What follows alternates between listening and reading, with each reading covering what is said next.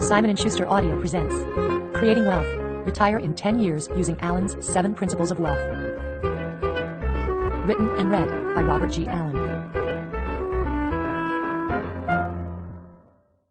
Why is it that money seems to flow to some people like a magnet and seems to be repelled from others? This question has always intrigued me, and I was determined to discover the answer. I began to examine my own experiences in creating personal wealth. I talked with dozens of people, poor, well-off, and wealthy. Each person taught me something. I began to notice common threads and patterns. What I discovered was astonishing. Let me share with you a whole new way of thinking about money and a proven method of acquiring wealth. In the process, I will put to rest, hopefully forever, an incredible number of myths and misconceptions about what it takes to make and keep great wealth. As I'll show you, most of what we know about money is based upon false assumptions. As the 19th century humorist Josh Billings so aptly put it, the trouble with people is not that they don't know, but that they know so much that just ain't so. Well, what are these false assumptions, and how can we learn to let go of them? Let's examine the 9 most prevalent faulty assumptions about wealth. As you study them, notice how each one contains a grain of truth. False assumption number 1. Having a job is good and leads ultimately to wealth. It is commonly held in our society that finding a good job, working hard, and moving up the ladder to more responsibility will eventually take us to golden retirement years of wealth and happiness. The fact of the matter is that a job merely supports the habits we have, like eating, but it rarely leads to wealth. As one shrewd observer put it, wealth is when small efforts produce large results. Poverty is when large efforts produce small results. No matter how much you love your job, expecting it to make you wealthy is like looking for gold in a salt mine. If your large efforts are only producing small results, you had better check the roadmap. You may be on the road to poverty.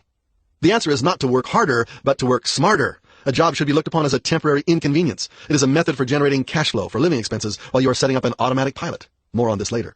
Thus, having a job is necessary for a while, but don't forget the other part of the equation. Your ultimate goal is to acquire ownership of a generous source of income that flows to you regardless of your job. Accomplishing that goal is what this book is about. False assumption number 2. Saving your money is a good investment. How many millionaires do you know who have become wealthy by investing in savings accounts? I rest my case. But don't get me wrong, saving money is good. In fact, it is important to the wealth-building process. It is not the money saved that's important, it is the discipline required to save it. But you can't expect your savings to carry you to wealth. And this is the fact that is so widely misunderstood. Assuming only minimal inflation and taxes, it doesn't take a PhD in finance to realize that any dollar that earns less than about 10% per year is a losing venture. At best, it is the slow liquidation of wealth. But you say, savings accounts and certificates of deposit are safe, and the money comes easy. And I reply, does it make you feel safe and secure to know that every day you are getting poorer and poorer? If your goal is to become wealthy, you must learn how to save smart. The money you save is only parked temporarily in liquid interest-bearing accounts, waiting to be invested in a better place. This smart money is then shifted into long-range, less liquid investments, and more on this later, which generate wealth-producing rates of return, rates well in excess of 20% per year. Anything less is tantamount to treading water in the swimming pool on the deck of the Titanic. False assumption number 3. Debt is bad. Avoid it like the plague. Have you ever heard this before? There is truth to this statement, but it depends upon the kind of debt we're talking about. If we're talking about consumer debt, yes, avoid it like the plague. Avoid borrowing money to buy the appearances of wealth, which lose value and are often worthless before the debt is repaid. But investment debt is another story. In fact, self-made wealth never comes without going into debt. I repeat, you can never become wealthy without going into some form of investment debt, and probably a lot of it. It is true that debt is terrifying to most of us. It signifies bondage. And ironically, the only way we can develop a sizable nest egg and stay out of long-term financial bondage is to go into short-term debt. You can actually borrow your way to wealth. Later, I'll show you how the key to wealth is the wise use of investment debt. There is no other way short of theft or inheritance. And that brings us to our next false assumption, which is the reason most of us fear debt in the first place. False assumption number 4. Security is good. Our entire society is obsessed with security. We demand social security, job security, seniority, and federal deposit insurance. But security is only an illusion. Let me illustrate. A few minutes ago, a fireman friend of mine was called out to fight a large brush fire. He and his cohorts rushed to the closest fire hydrant, connected their water hoses, and ran to the flames. But when they turned on the water at the hydrant, nothing happened. The water lines had not been properly connected by the developer. All they could do was stand there and watch the blaze, helpless. Those who place too much faith in security often end up trying to put out fires with empty water hoses. Would you feel financially secure if you had to rely on an almost insolvent social security system? How dangerous it is to assume that security is good. The more you love security, the more likely you will avoid risk. And if you avoid risk, you also avoid opportunity, because risk is the price you pay for opportunity. You can't hate risk and hope for freedom. Risk is an essential part of progress. Learn to view it positively as an essential step in the road to wealth. False assumption number 5. Failure is bad. I used to be ashamed of my many failures and mistakes, and I've made plenty of them. But as I became more mature, I realized that failure is part of success, a very important part. If you develop a positive mental attitude about failure, you can learn a great deal from it.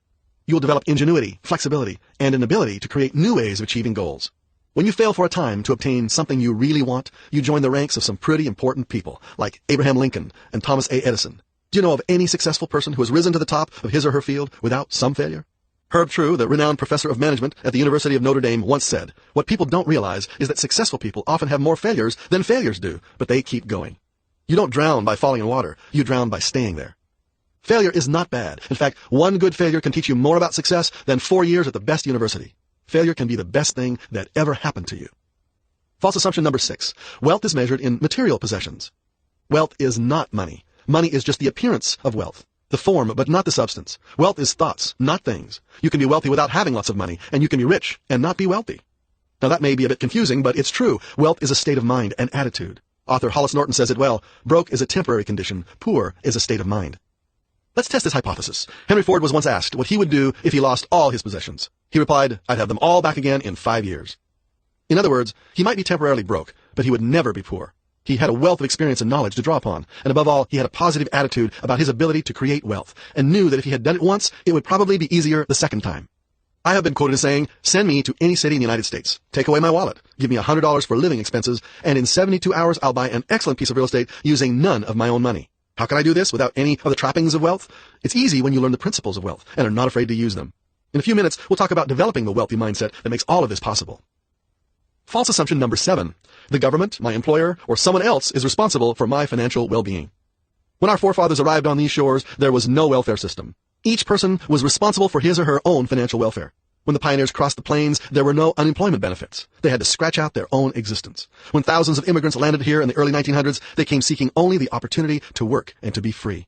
Somewhere between then and now, there has been an almost imperceptible, and I think, destructive shift in public thinking. People have ceased to assume personal responsibility for their financial well-being and assume that the government is responsible. Today, we expect government to bail out everything from defunct major corporations to insolvent municipalities. But government is not the answer. The answer lies in us. We alone are responsible for our ultimate financial welfare. The sooner we realize this, the quicker we can start on the road to wealth. False assumption number 8. Acquiring wealth is a win-lose game. Since the beginning of time, the acquiring of wealth has been viewed as a win-lose game, a dirty business in which the acquirer takes advantage of the acquiree, usually in an illegal or immoral way. Many people think that one has to be a greedy SOB to make it. But I believe you don't have to be filthy rich. I don't have to steal from your pile in order to create a large pile for myself. There is such a thing as creating win-win wealth. In reality, there is an infinite source of wealth. We just have to learn how to tap into it. When I tap into the infinite source of wealth, I don't reduce the possibility of your becoming wealthy. I probably enhance it. We'll discuss this in greater detail a little later. False assumption number 9. It takes money to make money. My book, Nothing Down, destroyed this dangerous myth. It does take money to make money, but it doesn't have to be your own money. In this book, I'll explore in more depth the principles of borrowing and leverage to create personal wealth. And you can become wealthy starting right from where you are right now in 10 years or less. So there you have them, the 9 most dangerous obstacles to the wealth building process. Now that you know what they are, I'll show you how to rid your life of them. Chapter 2.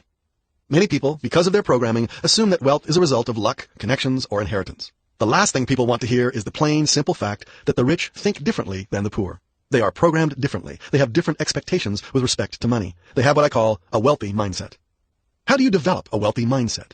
The first step is to understand that from your programming you make assumptions, and these assumptions become your reality. It's as if there were a filter between you and your world, the filter of your mind. Information that is transmitted to you from the world must pass through this filter. And as it passes through, it is colored, filtered, and changed to match the assumptions or the expectations you have about how the world works, or ought to work. Let me digress here to tell you about a classic research experiment that will perhaps clarify how this business of assumptions works. Researchers placed a large pikefish in an aquarium with several dozen minnows. For a time, the pike ate the minnows to his heart's delight. Then the researchers separated the pike from the schools of smaller fish by placing a glass partition in the aquarium. Now the pike could see his lunch through the glass, but try as he would, he could not reach it. Finally, after dozens of unsuccessful attempts, he gave up. Then the researchers removed the glass, allowing the smaller fish to swim freely around the pike. But this time he didn't even notice them, and starved to death in the midst of a feast. The pike had allowed himself to be programmed into thinking that the minnows were out of his reach forever. This programming became an assumption that colored the filter through which he viewed the world. It became his reality. When conditions changed and the assumptions were no longer valid, he could not adapt. It was a fatal mistake. In the same way, rigidly held assumptions can be dangerous to your wealth. One way to loosen your hold on outdated or incorrect assumptions is to learn where they come from. Observe. Listen to the conversations of friends, relatives, and neighbors when it comes to investing money. Pay attention to the advertising on television and radio and in print. Whenever you recognize some faulty programming, make a mental note. For instance, I heard a politician make the following statement during a recent election campaign. You've got to learn to think smaller. You've got to learn to be satisfied with less. Can you see the folly in this kind of thinking? A person concerned with financial independence needs to do exactly the opposite. Think bigger, not smaller, and never be satisfied with less. While you're observing the source of incorrect programming, you should also be observing the results of incorrect programming. What happens to the wealth of individuals who avoid risk and cling to security? Next, you need to replace false assumptions with correct ones. I call this process developing a wealthy mindset. There are 5 distinct steps in this process. Step number 1, set realistic goals and write them down. Why write your goals down? A goal that is not written down is a wish, a daydream. When you're serious enough to commit your goals to paper and read them regularly, you energize your commitment and creativity. Step number 2, visualize your goal. One of the most revolutionary advances in sports training is the use of imagery. The coach of the Stanford University tennis team attributes an NCAA tennis championship to the use of imagery. The president of the company that worked with the Stanford team describes the process. A tennis player, for example, is filmed performing his shots. The film is then edited so that only the perfectly executed strokes remain. After receiving instructions in mental imprinting for memory retention, the athlete sits before a larger-than-life video screen and watches the successful strokes repeated over and over. Eventually, the perfect memory trace becomes so ingrained that the athlete is able to duplicate it automatically under the pressure of competition. When our perfect computer-like subconscious mind is repeatedly shown mental pictures of our most desired goals on the videotape of our mind, the memory becomes so dominant that we are able to recreate it in reality. Step 3. Affirm yourself. After visualization comes affirmation. If goals start the motor of our mindset, then affirmations are the fuel to keep the motor running. I'm referring, of course, to a constant flow of positive information about wealth and how to obtain it. This may come by reading such masterpieces as Think and Grow Rich by Napoleon Hill and The Magic of Thinking Big by Dr. David Schwartz. Or it may come from your own ideas. I'll share with you an affirmation program that I wrote and read regularly to myself during my MBA studies. Although I had graduated high in my class with a bachelor's degree, I was sure the master's program was way over my head. From early childhood, I believed that I was poor at math. I had even flunked algebra in high school, so when it came to a highly intensive business program, including calculus, economics, and statistics, I barely kept my nose above water. It helped during these demoralizing times to read the following statement. A 60-second commercial to me. Bob Allen, you're great. You are a unique, new kind of person that the world has never before seen and will never see the likes of again. You were born to do good. You were born to succeed. You were born to bless others' lives. You were born to be great because you've got what it takes to be great. You're enthusiastic. You're optimistic. You're organized. You're a hard worker. You're happy. You're a master of yourself. You're a child of God. You're a leader. You're a big thinker. And blessed as you are with all these talents, there isn't a thing in the world you can't do. With God as your partner, you will never fail. Now, reading this didn't produce miracles, although for me, just being able to graduate was a miracle. But what I did become was one of the best average students in my graduating class. In a real way, I wrote my own program and fed it into the computer of my mind, and I've been a fan of affirmation techniques ever since. Step number 4, replace luck thinking with probability thinking. I don't doubt there is such a thing as luck, but most of us give luck far too much credit. I don't think much about luck anymore. I pretend that it doesn't exist. I would rather look upon luck as a low or high probability of success. And you can always work on increasing your probability of success. If you don't have the right skills, you can learn them. If you aren't trying hard enough, you can try harder. In this way, you increase the probability that luck will smile on you. I think that this is reflected in the success of my first book, Nothing Down. The odds against a first-time author's book becoming a bestseller are astronomical. Out of 175,000 books published each year, only a handful make it to the bestseller lists and stay there for any length of time. Despite these odds, Nothing Down remained on the prestigious New York Times bestseller list for the best part of a year and has now sold over 1 million hardcover copies. What did I do differently? I tried at every turn to increase the probabilities of success. Years before I had written a goal to write a book someday, I had no idea what I would write about. In the meantime, I became an expert in the little-known field of investing in real estate with little or no money down. Then I decided to write about it. I wrote a rough manuscript and had a professional editor polish it for me. I had a professional designer prepare a beautiful book jacket. Before a soul in the publishing business had set eyes on my manuscript, I had already spent $2,000 to make it look like a book worth publishing. Next, I chose not to send my precious manuscript through the normal channels. The probability of having a manuscript accepted through normal channels is almost nil. I needed a better idea. Instead, I flew to Atlanta to the annual Publishers and Booksellers Convention and presented my idea directly to several publishers. I got a very good reception. This built up my confidence. But I didn't want just any publishing house. I wanted the best. For real estate books, there is none better than Simon & Schuster. I waited for the right moment to approach the president of Simon & Schuster, my heart in my throat. He recognized the value of my book. In the ensuing weeks, we signed a contract.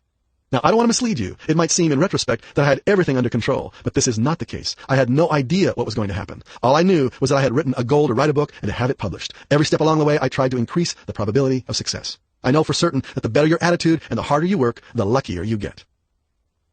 Step number 5, take action.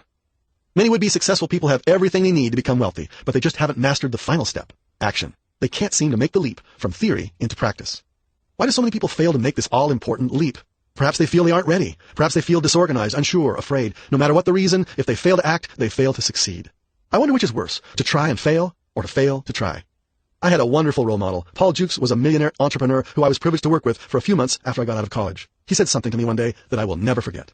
I would rather see a crooked furrow than a field unplowed. When it came time to buy my first piece of real estate, and I sat there with the seller in his home, petrified, my hands shaking, knowing nothing about the dangers and pitfalls of buying real estate, and realizing that I would be risking everything I had, I remembered what Paul had said, and I signed my name. I had jumped off the cliff, so to speak. And that one decision, that one simple action started me on the road to wealth. I hate to think where I'd be if I'd failed to act. So there you have all the ingredients for a wealthy mindset. It consists of a mind devoid of unwealthy assumptions. It's the creation of a person who is disciplined enough to set goals, to visualize them, to affirm them regularly, and to increase the probability of success through positive action. Now we'll add to our basic wealth attitudes some fundamental principles about wealth building. We're going to master the 7 principles of wealth.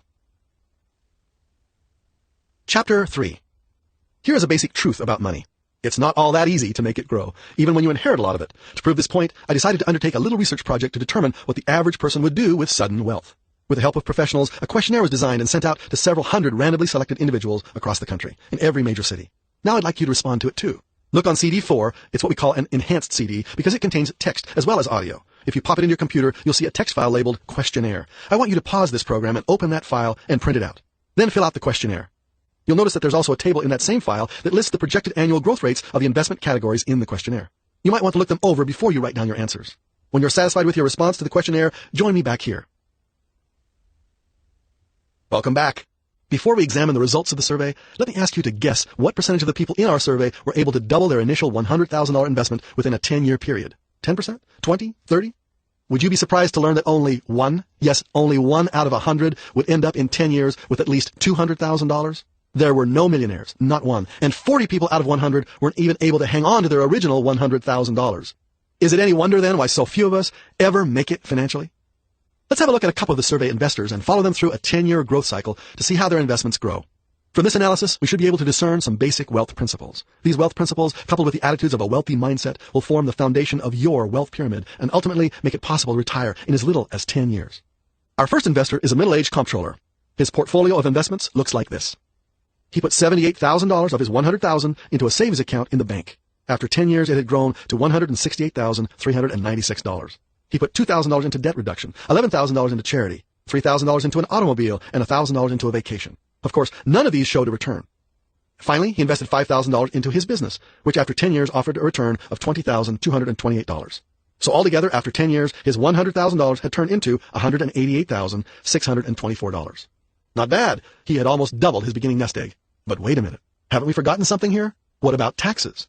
For simplicity, let's assume that our investor is in a 20% tax bracket, and that the interest that has accrued in his bank savings should be reduced by 20% to account for taxes. That leaves him with $154,716 in the bank instead of $168,396. We'll assume that the business net worth, because of favorable tax breaks, is still intact. Therefore, the adjusted net worth is only $174,944. Does this sound correct? Not quite. We forgot inflation. His dollars will be worth less in 10 years.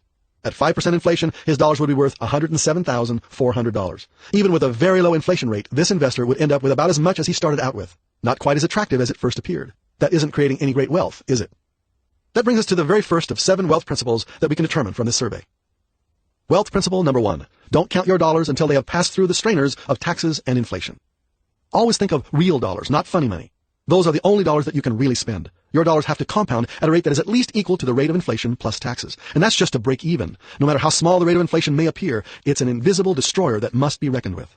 Our second example comes from a school teacher. His investment portfolio looked like this. $50,000 in the stock market. That nets him $129,687 in 10 years. $20,000 in money market funds yields a 10-year total of $47,347. Another $10,000 in mutual funds turns into $33,946. The remaining $20,000 went to vacations, charities, and a new car. So our school teacher's return on $100,000 was $210,980. But you should be catching on by now. The $200,000 has not yet passed through the strainers of taxes and inflation. After taxes, the teacher will have $188,784, and 5% inflation reduces this figure to about $110,000. This investor did marginally better than the first. Can you see areas where each of these investors might have done better? Do they have all their money working for them? No. Some of their money was invested in non-productive assets. Our teacher put 20% of his money into investments earning 0 rate of return.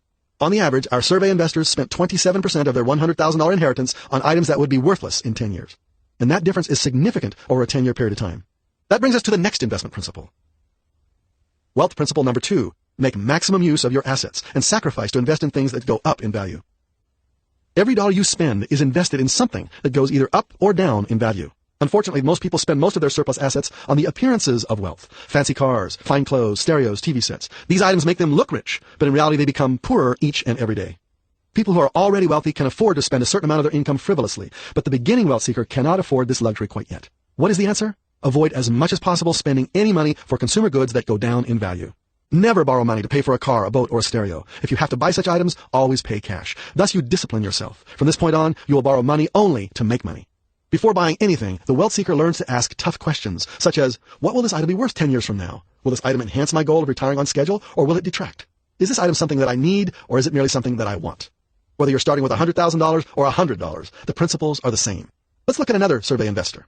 This person put $10,000 in gold, $10,000 in precious gems, $35,000 into a savings account, $1,000 in rare coins, and $10,000 in money market funds. The remaining $34,000 went to consumer items with no return. The total return on investment after 10 years was $193,738.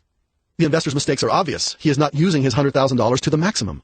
Only $66,000 of his money is working for him. The rest, $34,000, earns zero interest and is virtually worthless in 10 years. Even assuming no taxes on his gold, gems, and coin investments, this investor has a 10-year real dollar value of about $105,000. But this example is interesting for another reason. Notice how he spread his investments. Most of our survey investors spread their money among 3 or more investments. They were diversifiers. That brings us to our next investment principle. Wealth principle number 3. Don't diversify. Concentrate all your eggs in the right basket. Diversification is a widely misunderstood concept. Any financial advisor will tell you not to put all your eggs in one basket. You may agree saying, well, if I put all my money in a bad investment, I'll lose everything. That makes sense, doesn't it? Not when you study what the wealthiest of multimillionaires, Andrew Carnegie, said on the subject. Put all your eggs in one basket and then watch that basket. Carnegie understood this basic rule of wealth. There is a time to diversify and a time to concentrate. If you're just beginning to create wealth, you concentrate. You pick a strong investment and throw your whole energy into it. Don't dissipate your energies in a dozen different directions. Become an expert. And when you fail, learn from your failures. Add this precious knowledge to your storehouse and proceed to correct the mistakes in the future. As proof of the power of concentration, we find that the 3 top performers in the survey had concentrated 100% of their assets into only a few strong investments. As a wealth seeker, you should diversify only a small percentage of your assets into low-risk investments, such as savings accounts. If your strong suit should happen to go sour, you'll have a small amount to fall back on, just enough to prime the pump and get you back into the game. In the next wealth principle, we learn why people are so prone to diversify and not to concentrate. Wealth principle number 4. Wealth seekers are always on the offensive, not on the defensive. My survey confirmed the fact that most Americans are inordinately concerned with security, and that faced with risk, failure, or debt, they will opt for low-yielding, safe investments. We all know that these kinds of investments don't produce wealth. Most investment advisors place too much emphasis on preserving your assets, surviving with your assets, or protecting your assets. The average investor is given to believe that the worst thing that could happen is to lose his capital, and in this way, the uneducated investor is placed on the defensive. He is more concerned with saving his money than with making it grow. In my opinion, any investment advisor who is overly concerned about preserving your assets does you a great disservice. But is there a place for defense? Of course. Any football coach can tell you that a good team must be balanced with both offense and defensive units. But the saying goes, the best defense is a good offense. Wealth principle number 5. Money must multiply at wealth-producing rates of return. What are wealth-producing rates? It depends on how much money you have to start with and when you want to achieve your goal. For example, if you have $5,000 in beginning capital today and want to turn that into $1 million within 25 years, then your money must grow at an average yearly rate of 24% after taxes and inflation. If your goal is to be wealthy in 10 years or less, you'll need to find investments that grow at 40%, 50%, 60%, even 70% per year on the average, and that is very, very difficult. How do we find investments that grow at such high rates of return? Use leverage. Leverage is debt. There are no safe investments that can earn up to 100% per year over a long period of time without the use of leverage. You remember I said in the first chapter that it is impossible to become wealthy without going into debt. The wise, very wise use of leverage will accelerate most investments to wealth-producing speeds. We'll cover the basics of leverage now and go into more depth later.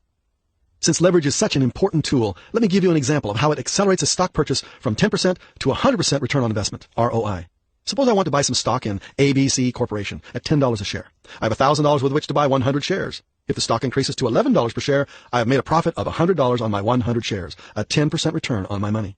Suppose instead I borrow from my banker $1,000 secured with a personal note. I add this borrowed money, debt, to my own $1,000 and buy 200 shares at $10 a share.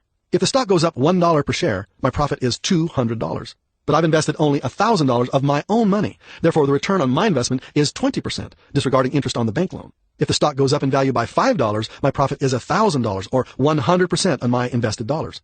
Conversely, if the stock drops $5 per share, the leverage principle cuts in the opposite direction, and I lose 100% of my money. Leverage is therefore more risky. The faster you go up, the faster you can also go down. But no matter how frightening using leverage may seem to you, using it is absolutely essential if you ever hope to be wealthy. I'll explain this more fully later, but bear in mind that leverage is only temporary. 5 to 10 years of wise debt buys you a lifetime of debt-free existence, and the price is well worth it. Let's look at another survey investor. Her portfolio looked like this. $10,000 in bank savings yielded $21,589 over 10 years. $15,000 in the stock market produced $38,900. $15,000 in money market funds grew to $35,511. She spent $25,000 as a down payment on a property that cost $100,000, taking a $75,000 mortgage. 10 years later, that down payment is worth $140,893. The rest of her money, $35,000, was spent on consumer items. Assuming no taxes on the real estate investment due to favorable tax laws, no principal reduction on any loans, and appreciation equal to inflation, this investor ends up with only $104,541 real dollars.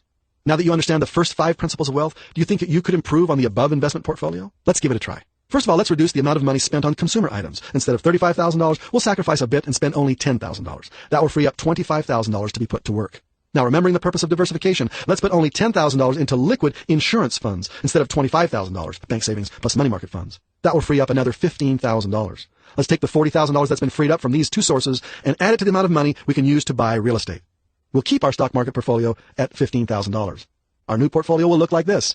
$10,000 in money market funds, which will yield $23,674. $15,000 in the stock market, growing to $38,906. And now we have a $65,000 down payment on a $250,000 property with a mortgage of $185,000. In 10 years, that investment will yield $354,731. Our total for 10 years, $417,311.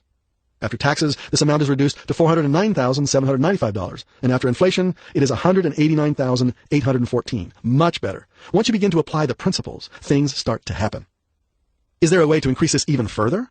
Let's look to the last principle again. Leverage is debt. Let's increase the debt on the real estate we purchase. Instead of buying only $250,000 with $65,000 down and $185,000 in debt, let's buy more real estate and have more debt. What would happen if we bought $500,000 worth of real estate using our $65,000 cash as a down payment?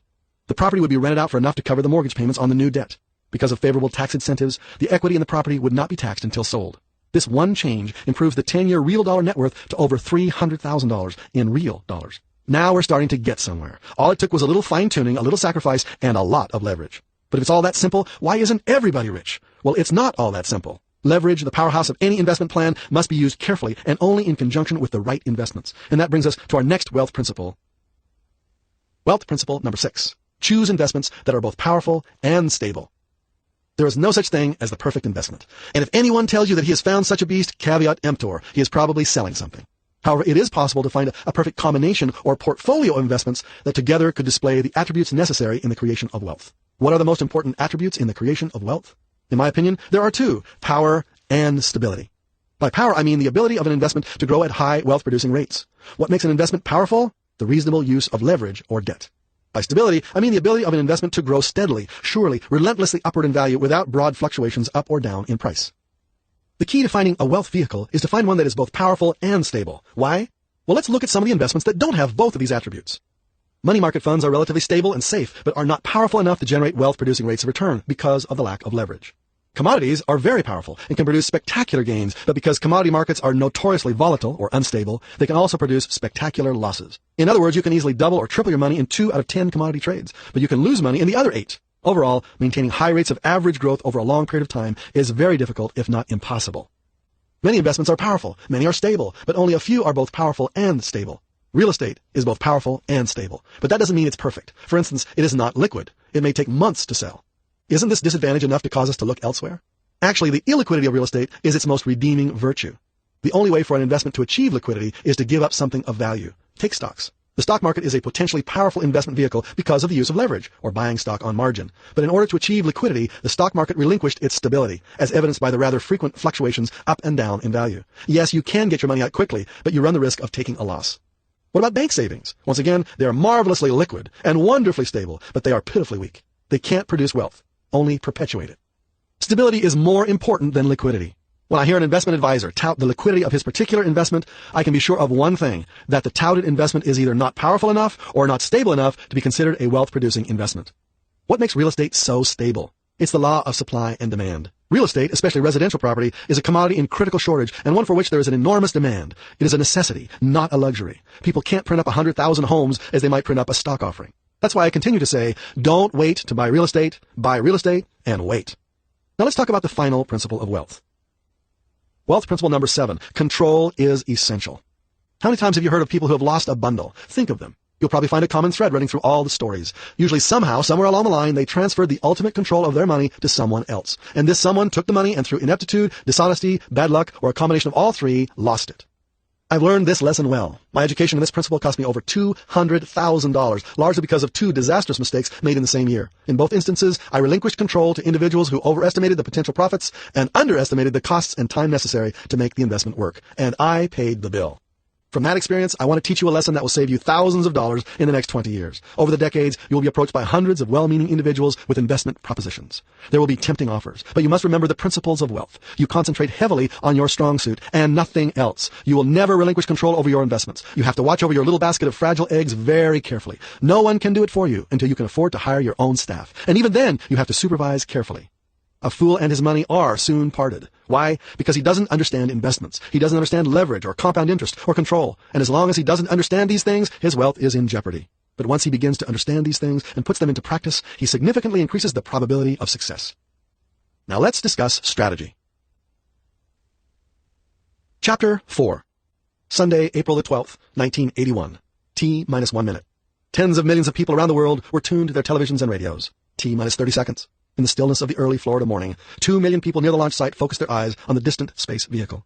T-10 seconds. 9, 8, would it fly?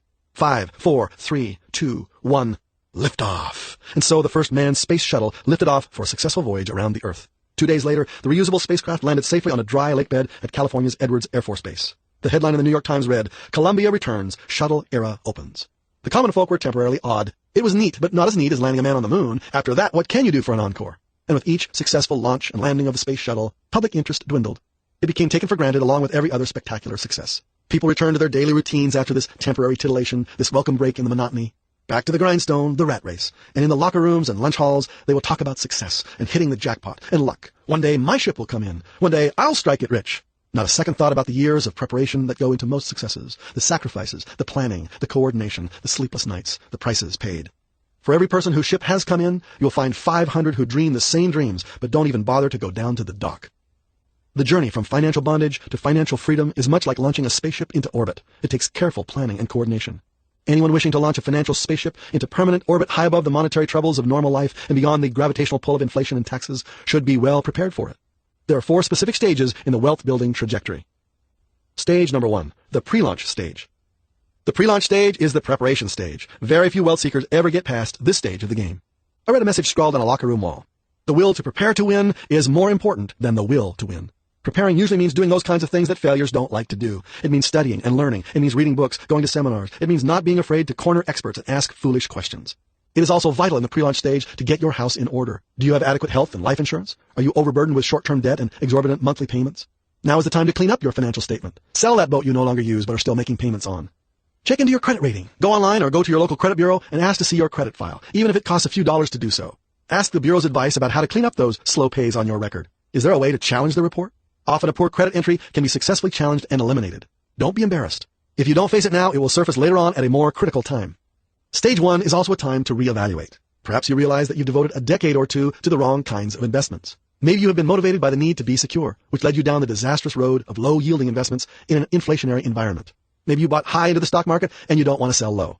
Maybe you lent your life savings to your brother-in-law on a sure-thing business opportunity that turned out to be a sure thing to lose your life savings and a brother-in-law. You're not alone. Just chalk it up to education. This is the time to lick your wounds, swallow your pride, and change directions, drastically in some cases. Will you have the courage to change? Will you be able to find the time to re-educate yourself and then put another program into action? These are the tough questions that need to be asked in a pre-launch stage. This is also a time to set goals and write them down. It's a time to prepare yourself mentally for the liftoff. Now is the time to prepare budgets. Now is the time to visit your banker to lay the groundwork for a long and healthy borrowing career. All of this takes sacrifice. So few of us are willing to pay the price, and paying the price is what the next stage is all about. Stage number 2, the liftoff, or the struggling stage. How many trillions of dollars have been lost by those traveling down or gambling on the wrong road to wealth? The wreckage is incalculable. Why is so much time lost and so much money wasted? We learned the answer earlier, because people choose the wrong investment vehicle. You don't launch your spaceships with firecrackers. You launch them with Titan booster rockets that are proven and tested. Real estate is such a booster rocket. It is powerful and stable enough to propel your net worth into orbit. Right now, I'd like to set a minimum goal for you. You should be prepared to buy at least one single-family house per year for the next 10 years. Assuming that you can buy each property right and plan on minimal appreciation, this should conservatively produce a $500,000 net worth. 2 houses per year could produce $1 million net worth or more in 10 years. With this figure in mind, let me design a sample investment program for you. We'll assume that you can invest $10,000 per year in real estate and that you have the time to find, buy, and manage 2 single-family houses per year for the next 10 years. Try to invest in modest homes or condos whose value is below the median price for your city. At the end of the period, you'll own 20 houses, each rented out to a tenant. Don't get sidetracked by the numbers or the size of the plan. Most people can't even imagine buying 2 houses per year for 10 years. I make it sound as if buying a house were as simple as buying a loaf of bread. Obviously, it's not. But for now, just learn the concept. I'll get into the details of buying and selecting properties later. The first few minutes of a NASA space launch are the most critical. During these few minutes, the mighty booster rockets groan and strain to lift the space vehicle beyond the Earth's enormous gravitational pull. Then the boosters are no longer needed and are jettisoned. The ship falls into a natural orbit, and the breath of a baby is all that is needed to propel it. So it is with the struggling years of Stage 2. We groan and strain under the enormous influence or gravity of our anti-wealth programming. It's hard to break away. Instead of the usual instant gratification, these first few years are years of sacrifice, in which the results don't seem to justify the effort. The gravitational pull of the world is very strong here. The get-rich-quick myth starts to wither and die about the 3rd year when you realize that becoming financially independent is not fun anymore. This is where we lose most of the crowd. Mission aborted. The price demanded has exceeded the ability to pay. But for those who are willing to make the sacrifices, now is the time for persistence. It is only in the 5th year and beyond that your wealth starts to gather momentum. The reason why is that you made the commitment to concentrate almost all your investment energies into one and only one investment vehicle. You put almost all your eggs into the right basket. Now don't forget to watch over it. You may have noticed that I said to put almost all of your eggs into real estate. I suggest that only 90% of your available assets be placed there. What do you do with the other 10%? Buy insurance. Not the kind of insurance you might think. You need to buy staying power insurance. Remember Murphy's Law? Anything that can go wrong will go wrong. If you're maintaining a buying program of 2 single-family houses every year for the entire 10-year period, you are bound to encounter problems along the road. You may invest in a property in the wrong location and be forced to sell at a loss. You may miscalculate the negative cash flow from one of your properties. You may have trouble with one of your tenants for a period of time. You need to be prepared to solve these problems with cash. You wouldn't want to die of thirst just inches from a fountain. Therefore, you should maintain a liquid emergency insurance fund. I call this my staying power fund. I suggest that you work towards a savings account equal to 3 monthly mortgage payments for every property you own. This money should be as liquid as possible and should earn the highest interest rate allowable. This savings account doesn't produce wealth, but helps preserve wealth in times of crisis. In the first year, if your 2 houses have monthly mortgage payments of $1,000 each, you would work towards an emergency fund of $6,000. $1,000 times 2 properties times 3 months equals $6,000. In the second year, this would double. By the 5th year, with 10 homes in your portfolio, you could have as much as $30,000 in your staying power fund. To recap then, Stage 2 of wealth consists of the following. 1. Concentrate as much as 90% of your assets in real estate. 2. Buy a minimum of 1 property per year for 10 years. 3. Maintain a staying power fund equal to at least 3 monthly payments for every property you own. Stage number 3, the powerful pre-orbit stage. It is during the last 5 years of our sample investment trajectory that things really start happening, and fast. Every year after the 5th year, your net worth increases by at least $100,000. In the last 2 years, your net worth increases by more than $200,000 per year. Your spaceship is gathering momentum. Although we are still very much involved in buying at least 2 properties per year, we have some other things to worry about. What about the economy? Will there be a temporary decline in real estate prices? What about a depression? Don't get me wrong here, I'm not a doomsayer. I'm a realist. I play the probabilities. I view my investment portfolio as a vehicle that I'm trying to steer safely along the road to wealth. I feel fairly comfortable about my ability to guide my vehicle, but in case of an accident, I maintain an adequate insurance policy. No prudent driver would be caught without one. My staying power fund has been my only insurance protection up till now. Now in the 3rd stage of wealth, I'm going to buy some more insurance. This time I'm going to buy some prime the pump insurance. To do this, I will want to be invested into deflation hedges, such as bonds, cash, or precious metals. Start small with your prime the pump fund. Perhaps you should get in the habit of buying 1 ounce of gold, 1 Krugerrand, for every additional real estate property you add to your portfolio. Or you may decide to own the equivalent value of silver, between 40 and 50 ounces. Rather than gold coins or bullion, you may venture into numismatics, or rare coins with proven silver and gold content. In the last years of the 3rd stage, you may wish to increase your precious metal holdings to the equivalent of 3 ounces of gold for every 1 of your properties. It would be ideal to have as much as 10% of your portfolio invested in such bad news hedges. In this 3rd stage of wealth, you may also choose to look differently at how you invest the cash in your staying power fund. Up until the 5th year, this fund amounted to a minimum of 3 monthly payments for every property you owned. In the 6th year and beyond, you should look seriously to having at least 10% of your assets in liquid money form. Rather than maintaining these funds in savings and loan associations or in money market funds, many of which are risky since they invest in corporate notes, you should carefully select liquid funds that invest solely in government notes and obligations such as treasury bills. In this way, you insulate your liquid assets even further from the small chance of an economic collapse. Once you're covered with a staying power fund and a prime the pump fund, you can forget about them. These are not investments any more than you could call term life insurance an investment. Once you're insured, you can forget about the small probabilities of great disasters. That's a defensive posture. And get on with the far greater probability of making some money. That's an offensive posture. If defensive assets like cash and precious metals increase in value, so much the better. If not, we chalk it up to the cost of buying insurance. In the 9th and 10th year, or as you approach your retirement goal, you'll begin to prepare for the next stage.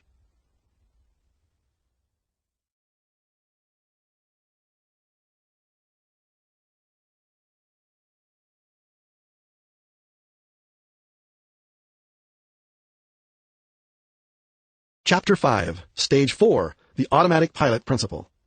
If you're familiar with flying at all, you know that an automatic pilot is an instrument the pilot uses to make flying a lot easier. It's not used during takeoff when the pilot must concentrate on every detail. However, once at cruising altitude, the pilot can set his course, speed, and altitude, turn on the automatic pilot, and presto, the plane takes over. The pilot is now free to do other things. This does not mean he can forget his job. He must occasionally check his gauges and instruments, but the pressure of flying has been significantly reduced. Your goal as a creative investor is to launch your ship into financial orbit and then put it on automatic pilot. You then have the cash flow and the time to devote to the pursuits you think are most important. This is the domain of Stage 4 of wealth. In our sample investing program, you have been buying 2 single-family houses each year for a 10-year period. In the 10th year, you should be the proud owner of 20 single-family houses with equities of approximately $1,375,000. In addition, you should have at least $100,000 in liquid cash, plus an equal amount in other liquid investments. Now, what are you going to do with all of this wealth? My bet is you probably aren't going to feel all that wealthy. Real estate is a wonderful wealth generator, but a terrible cash flow generator. As they say, it's all on paper, and paper won't put groceries on the table. You need cash flow. It will be necessary to make some changes. In order to make these changes, you're going to change the way you've been doing things. The guiding principles during the first 3 stages of wealth are completely different from those in the 4th stage. The first 3 stages are wealth building stages. The 4th stage of wealth is the wealth perpetuating stage. Here are the new principles. Number 1, jettison the debt. You heard me right. Get rid of your booster rockets. They have served their purpose well. More on this in a minute. Number 2, lower your compound rates of return from wealth-producing rates above 25% to wealth-perpetuating rates below 25%. Number 3, with lower growth rates, you will need to do more careful tax and inflation planning. Number 4, for a time, you will think defensively, not offensively. Number 5, you'll be more prone to diversify your assets than to concentrate them. Number 6, pay less attention to the need for sacrifice. If you want something nice, buy it. You've earned it. You can afford it. Who cares if it goes down in value? Number 7, you will maintain less control of your investments. You'll either choose investments that require less personal involvement or hire your own in-house management team, as I have done. You will never relinquish complete control, just day-to-day supervision. Number 8, during the first 3 wealth-building stages, you will probably want to keep your present job and do your investing on the side. Once you put your investments on automatic pilot, this may change. If you don't enjoy your job, quit. Your investments can now carry you. The emphasis during the first 3 stages of wealth is on equity growth and wealth building. In the last stage of wealth, it will shift to cash flow and wealth perpetuation. It would be still wise to maintain your insurance funds, 10% in liquid money investments yielding the highest short-term interest rate, as well as perhaps another 10% in precious metals. The remaining 80% of your assets should be shifted into investments that, in the words of financial advisor Howard Ruff, beat inflation and taxes, plus a little bit more. Although this figure may change, you should probably aim for a target yearly growth rate between 10% and 25% for the major portion of your assets. The higher, the better. Using 10% as a minimum guideline, you can diversify your wealth into many areas. There are several excellent investments such as the stock market, mutual funds, and the bond market if you know what you're doing. I personally would stay away from commodities. They are terribly risky, and the novice can lose his shirt. Some collectibles such as fine art, numismatics, and rare stamps have excellent supply and demand features, which ensure steady price increases to the prudent expert, and many people consider them satisfying hobbies as well. In the active investment area, discounted mortgages have marvelous potential, as I'll explore later. If you want real estate without any of the hassle of managing it, you might look into many of the excellent real estate limited partnerships available. Or you might do as I have done and stick with real estate and its related businesses, but without relying as heavily on debt or leverage as before. The main thrust of your investing will be to preserve your wealth while generating a cash flow sufficient for you to retire on. To provide a better picture of the automatic pilot aspects of the 4th stage of wealth, let me share 2 alternative investment plans among the hundreds of possibilities. Plan 1. Own your real estate free and clear. During the first 10 years, we've become used to being highly leveraged, deeply in debt for our real estate. Let's see what happens when we completely reverse this philosophy. Let's sell off the first 10 houses we purchased with their combined gross equities of around $765,000. Your goal is to sell for cash. This may take 2 or 3 years to accomplish. The maximum tax bill would be 20% of the profit.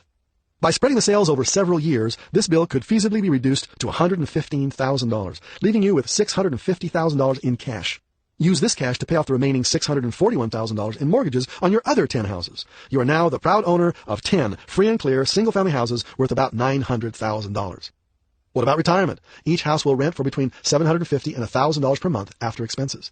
That equals as much as $10,000 cash flow per month, or $120,000 per year. Depending on inflation, this would be worth in real dollars at least $5,000 per month, or $60,000 per year in today's dollars. Not a king's ransom that I'm sure you can manage. Now what about income taxes? Your homes will generate some tax shelter, although the higher your income, the less your income can be sheltered from taxes.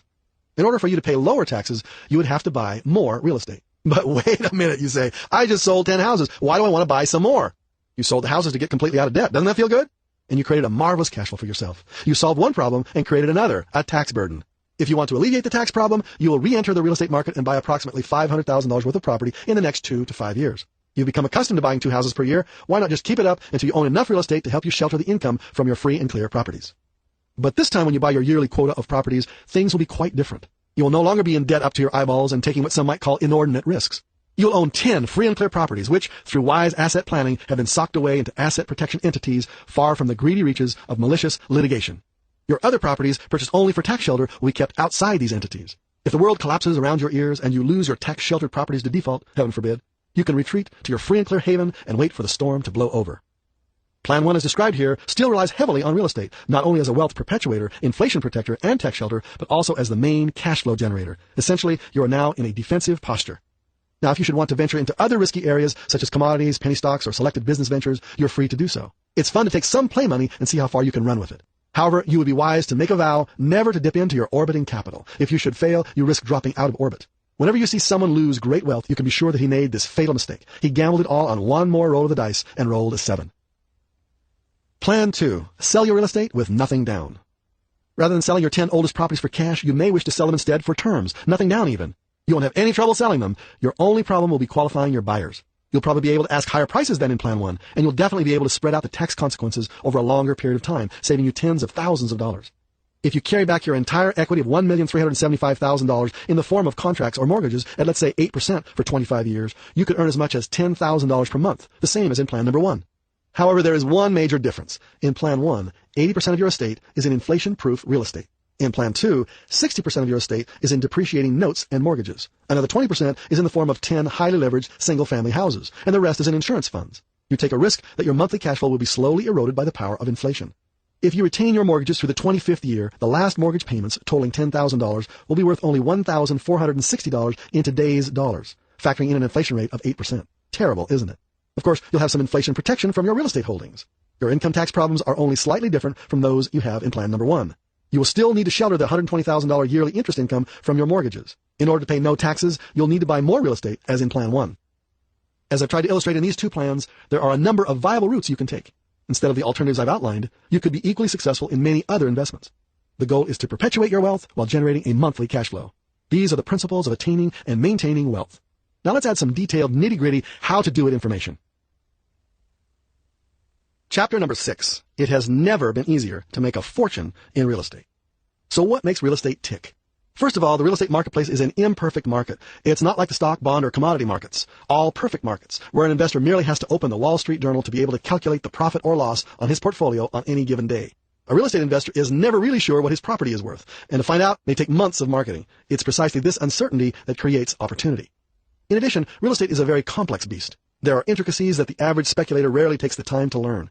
And when times get harsh, these quick buck folks are the first to get burned. Stories abound about how everyone is losing his shirt. The amateurs head for the sidelines, and that leaves the entire marketplace to the experts. The competition is gone. It's a veritable gold mine. Finally, regardless of the times, real estate is a necessity. People need to live somewhere, in a house, an apartment building, a condominium, a townhouse, a trailer park, and the majority of newly formed families can't afford, or at least think they can't afford, to own their own home. That means they will always need a place to rent, which could be one of your properties. Stick with what people have to have. Concentrate here, and leave the rest of the real estate market to the other experts. Become an expert in how to house people. Since a single-family house is the basic building block of beginning wealth, let's explore in more detail what the ideal home should look like. There is a very narrow range of properties that are worthy of the term investment grade. I call this my target property. In my opinion, at this time, an ideal target property should have the following description. A 3-bedroom, single-family, detached house or condominium that is located in a stable neighborhood within a 50-mile radius of your own home, priced at less than the median price in your city and worth at least 10% more than your cost, and can be bought with less than 10% down and terms that allow the buyer to rent out the home with little or no negative cash flow. Now, why do I buy homes only in the bottom end of the house pyramid? Because that is where all the demand is. Thus, lower-priced properties have the greatest potential for upward price pressure. When interest rates rise, people who own homes in the bottom third of the pyramid can't afford to sell and move up the ladder. They stay put, thereby causing a shortage of lower-priced housing. Builders have not been building adequate quantities of economically priced houses, so the supply side of the supply-demand equation is always advantageous to real estate investors. When the economy sputters, people can't afford higher-priced housing and fall down the price pyramid to buy houses they can afford. So regardless of the economy, there is always plenty of demand at the lower end of the price pyramid. How to find the right house? As an investor, you should be buying houses priced much less than the median. What does median mean? If the median priced house in your area is $200,000, this simply means that half of the houses are selling for more than $200,000 and half of them are selling for less than $200,000. Basically, you want the simple, no-frills houses in a stable neighborhood. How do you know what price range is right for your area? If you have a friend who is a realtor, ask him or her to let you browse through the local multiple listing service, Soldbook. If you don't know a realtor, just drop in at any real estate office and ask the secretary to let you thumb through the book or online listings. Tell her that you are just window shopping. Generally, real estate listings are organized by area, beginning with the lowest priced properties and progressing to the highest priced properties. What you want is a neighborhood of basic no-frills homes. Condominiums and townhomes are okay. Once you've identified the neighborhoods where your target bread-and-butter house is located, you should study the information given in the real estate listings. It will tell you prices, mortgages, and terms. You'll not be making any offers. You'll be just assimilating information. The more you know about the market, the better prepared you will be. Jot down the addresses of some houses that interest you. Take a drive out to look at them. Actually, what the neighborhood looks like is even more critical than what the house looks like. Try to choose houses in areas that you would be comfortable living in. Stay away from busy streets and commercial corners. Stable suburbs filled with hundreds of little houses all in a row are my favorite. Cul-de-sacs are also ideal. The most important feature of a neighborhood is pride of ownership.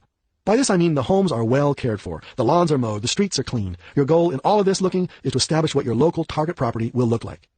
Now, what about terms? Remember, you want to be able to buy your properties with small down payments. I think that 10% down should be your upper limit.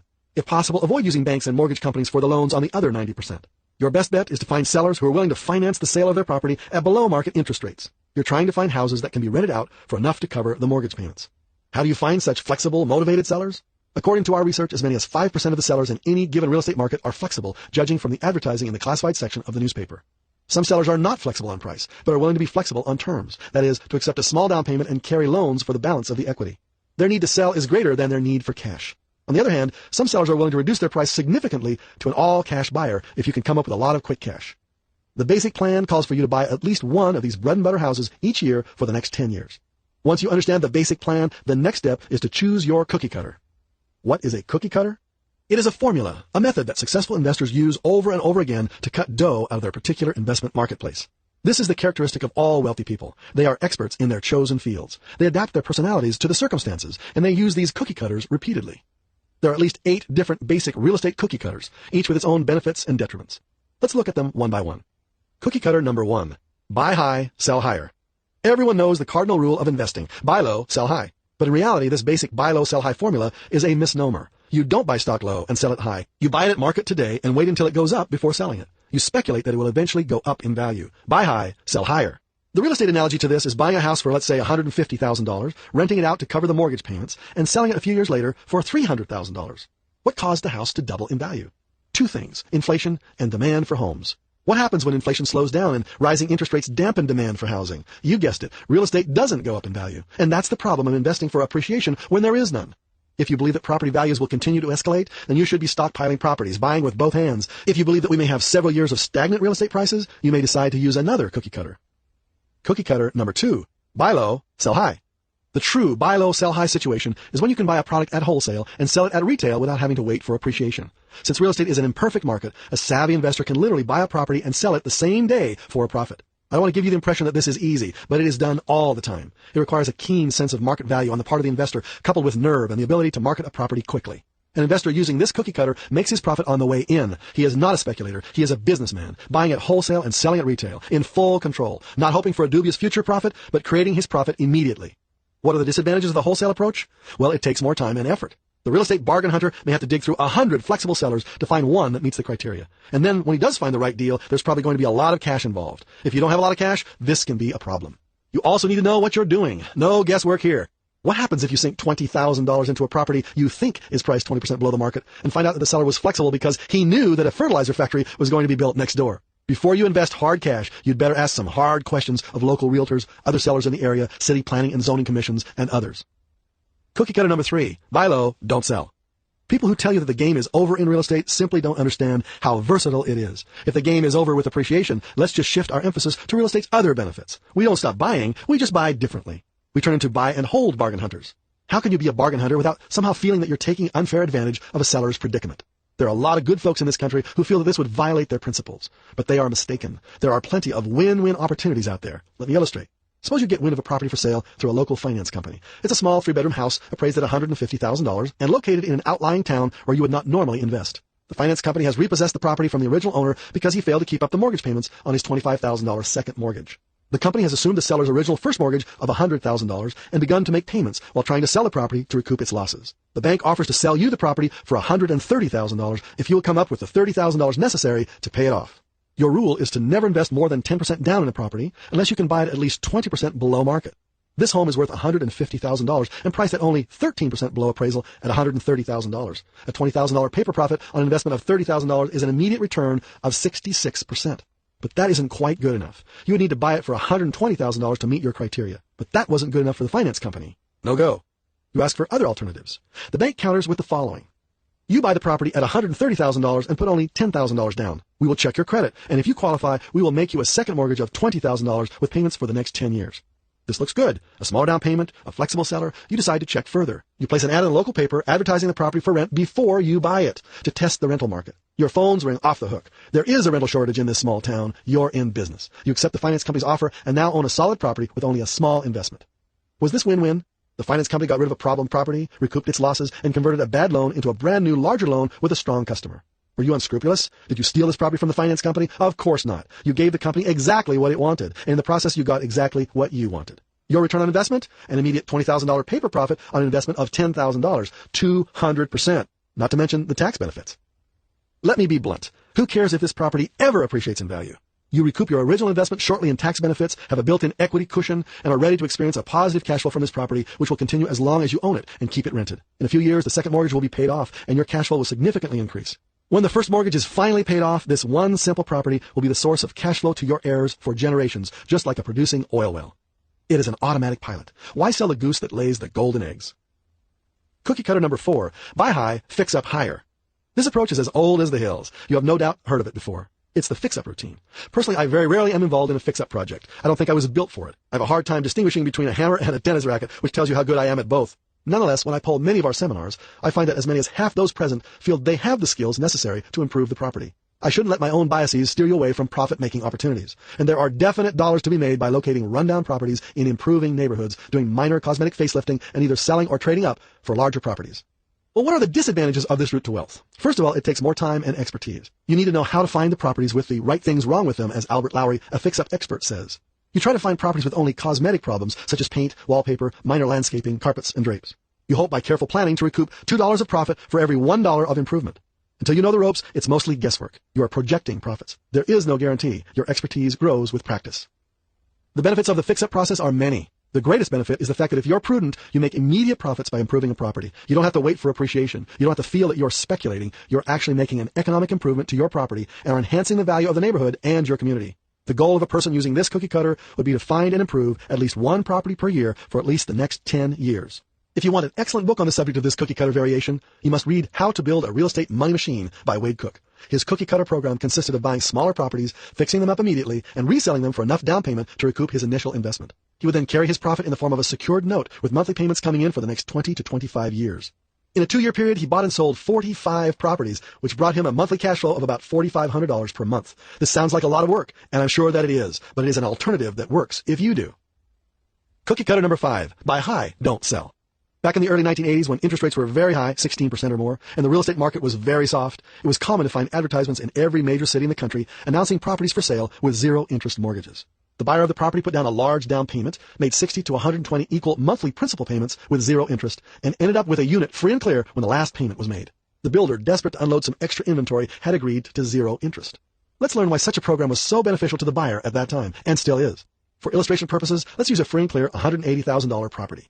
Suppose the market is softening, and the seller needs to sell. You offer to pay $200,000, which is $20,000 more than the asking price, if the seller agrees to some very creative terms. You agree to pay a $32,000 cash down payment if the seller will carry a first mortgage of $168,000 at 0% interest with equal monthly payments of $2,000 a month for the next 7 years.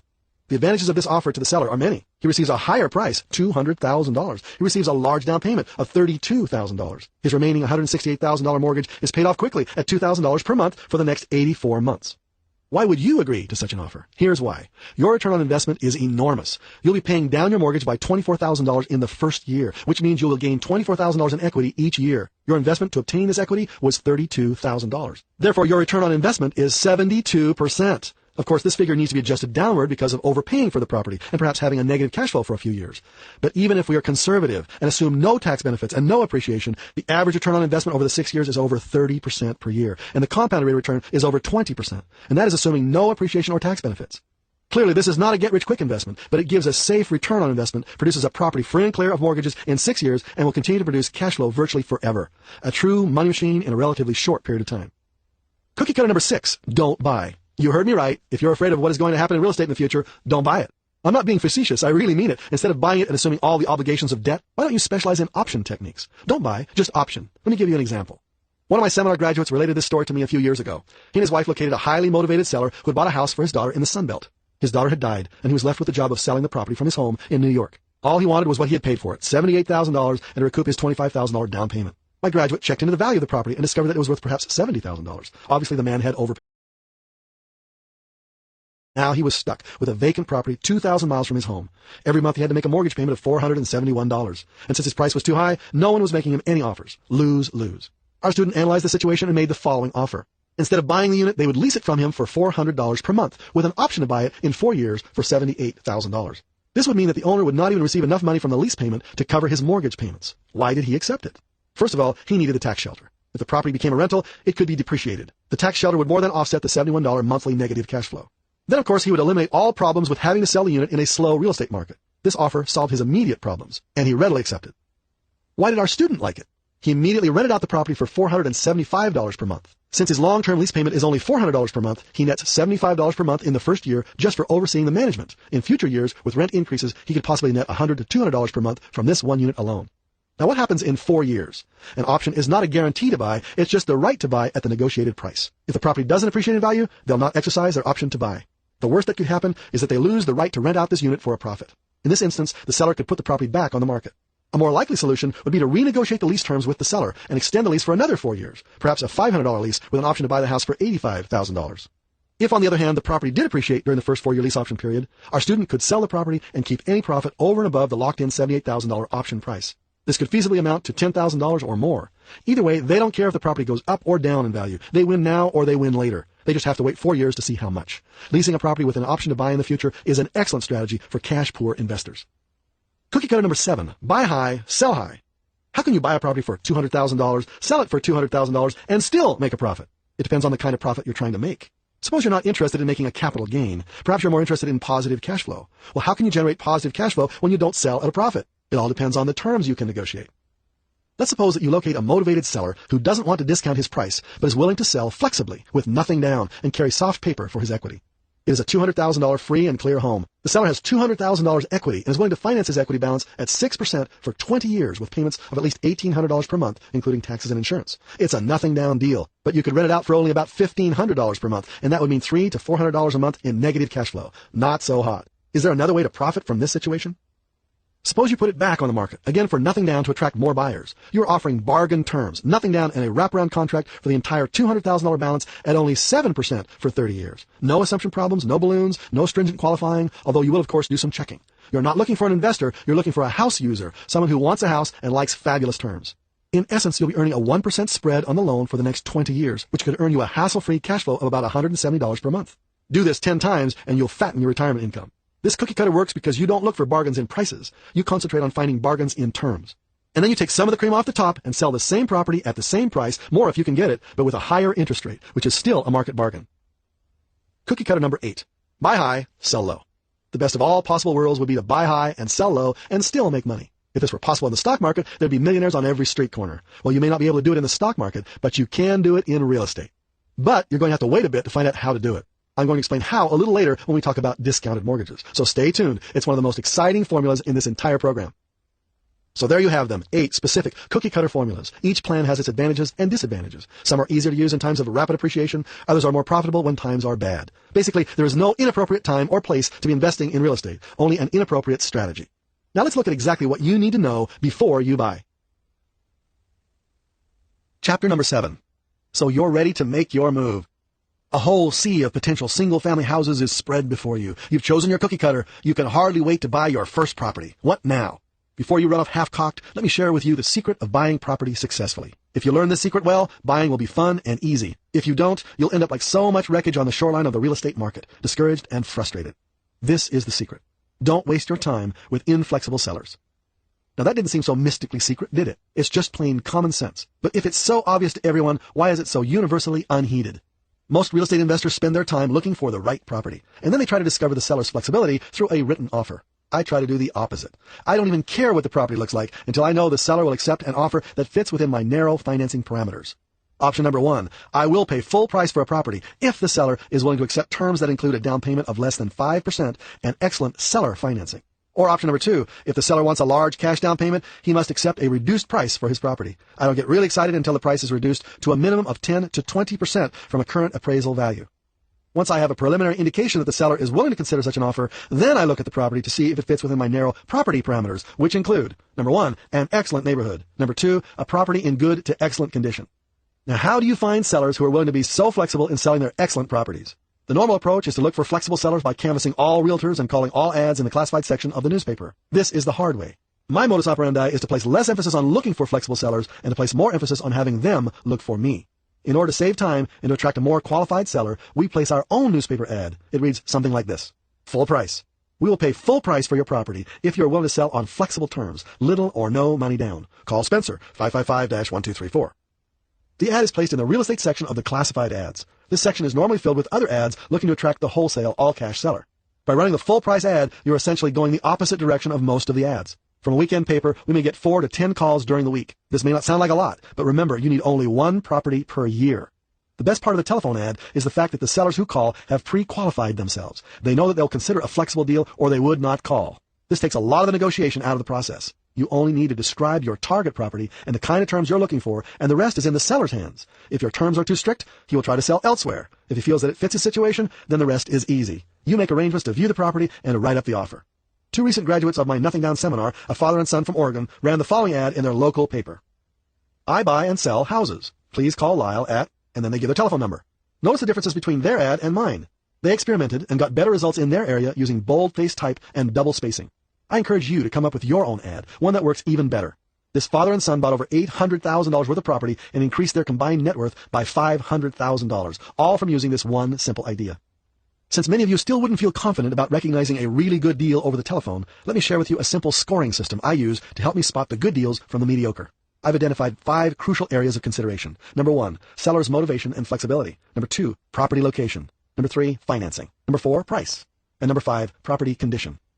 I ask questions in each of these 5 areas to determine a rating for each category. In each category, a poor rating merits a score of a 1, an average rating merits a score of 2, and an excellent rating merits a score of 3. Then I add up the total points. A property that scores below 9 is a no-go property. I wouldn't buy it under any circumstances. A property scoring 9 through 11 is a speculative, borderline deal. I'm very wary of these properties and rarely buy them. I get really excited when I find a property that scores in the 12 to 15 range. This means that I have a green light and consider the purchase seriously. Let me walk you through some of the actual calls that we received in response to our newspaper ad. I'll assign a score to each property, and you'll be able to see for yourself why we eventually ended up buying the property we did. We are now leaving the realm of theory and entering reality. Only the names and dialogue have been slightly altered. Seller, I'm calling about your ad in the paper. I'm interested in selling my property. Can you tell me what you're looking for? Buyer, we like to buy properties from flexible sellers. We will pay full price for your property as determined by a bona fide appraisal done by an FHA or VA appraiser. We will even pay for your appraisal. Can you tell me a bit about your property? Seller, It used to be a commercial building. I converted it into 2 rental units of 2 bedrooms each. The work is about 80% completed. It still needs paint, carpet, exterior stucco, and cabinets. I ran out of money, and I'm looking for a buyer who can finish the job and make a good profit. I'm willing to sell for $225,000 in an as-is condition. It will take about $20,000 to complete the work and should be worth about $300,000 when finished. Buyer, what about the loans? Seller, there is a 30-year mortgage for $200,000 with monthly payments of about $1,200 a month. Buyer, what about the location? Seller, it's pretty good. Buyer, you say you're flexible. What price and terms are you considering? Seller, I'm willing to sell for $225,000. I'd like you to refinance. I suppose I'd be flexible on the down payment. You can have the lion's share of the profits. Buyer, I'll need the property address and your own name and number. I'll check out the location and call you back for a more in-depth inspection if I like what I see from the outside. I thank the seller for the information and proceed to do the analysis. The analysis grid will be filled out line by line. The first line is the seller's flexibility. Seller's flexibility. Judging from this brief information, how would you score this person's flexibility?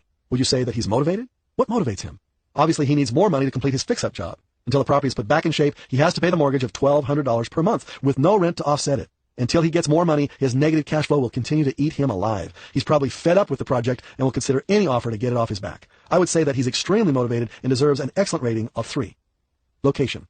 Until we've seen the property, we won't know what the location is like. We'll assume that the seller is correct when he says that the location is pretty good. We'll score it an average score, a 2, and reserve final judgment until we have seen it. Financing. Our parameters are strict. If the down payment required is more than 10%, we will require a concession of at least 10% off the appraisal price. In this case, we'll have to invest up to $25,000 upfront for the seller's down payment, plus at least another $20,000 to fix up the property. Based on preliminary discussions, our total cash investment on this property could be as high as $45,000 or more. In order to confirm our guidelines, then the $245,000 total cost of our property must be less than 90% of the new appraised price. The seller tells us that the property should be worth about $300,000 when improved, and 90% of $300,000 is $270,000. Our cost will be $245,000. Therefore, this property falls within our parameters. This property has mortgage payments of $1,200 per month. Will I be able to rent out each unit for enough money to cover this payment? The seller said that each side of the duplex could be rented out for $600. That totals $1,200. In other words, each month this property will break even, but that doesn't include vacancies or expenses like taxes and insurance. The expenses will be at least 20 to 25% of the projected rents and could go higher, or at least $240 per month. So realistically, the total monthly negative cash flow will be $300 if we can keep the property rented out every day of the year. My $45,000 investment will cost me $300 a month until I can raise the rents to cover the negative. Now that you've done this preliminary pencil pushing, let's give this property a score in the financing category. Here are the definitions.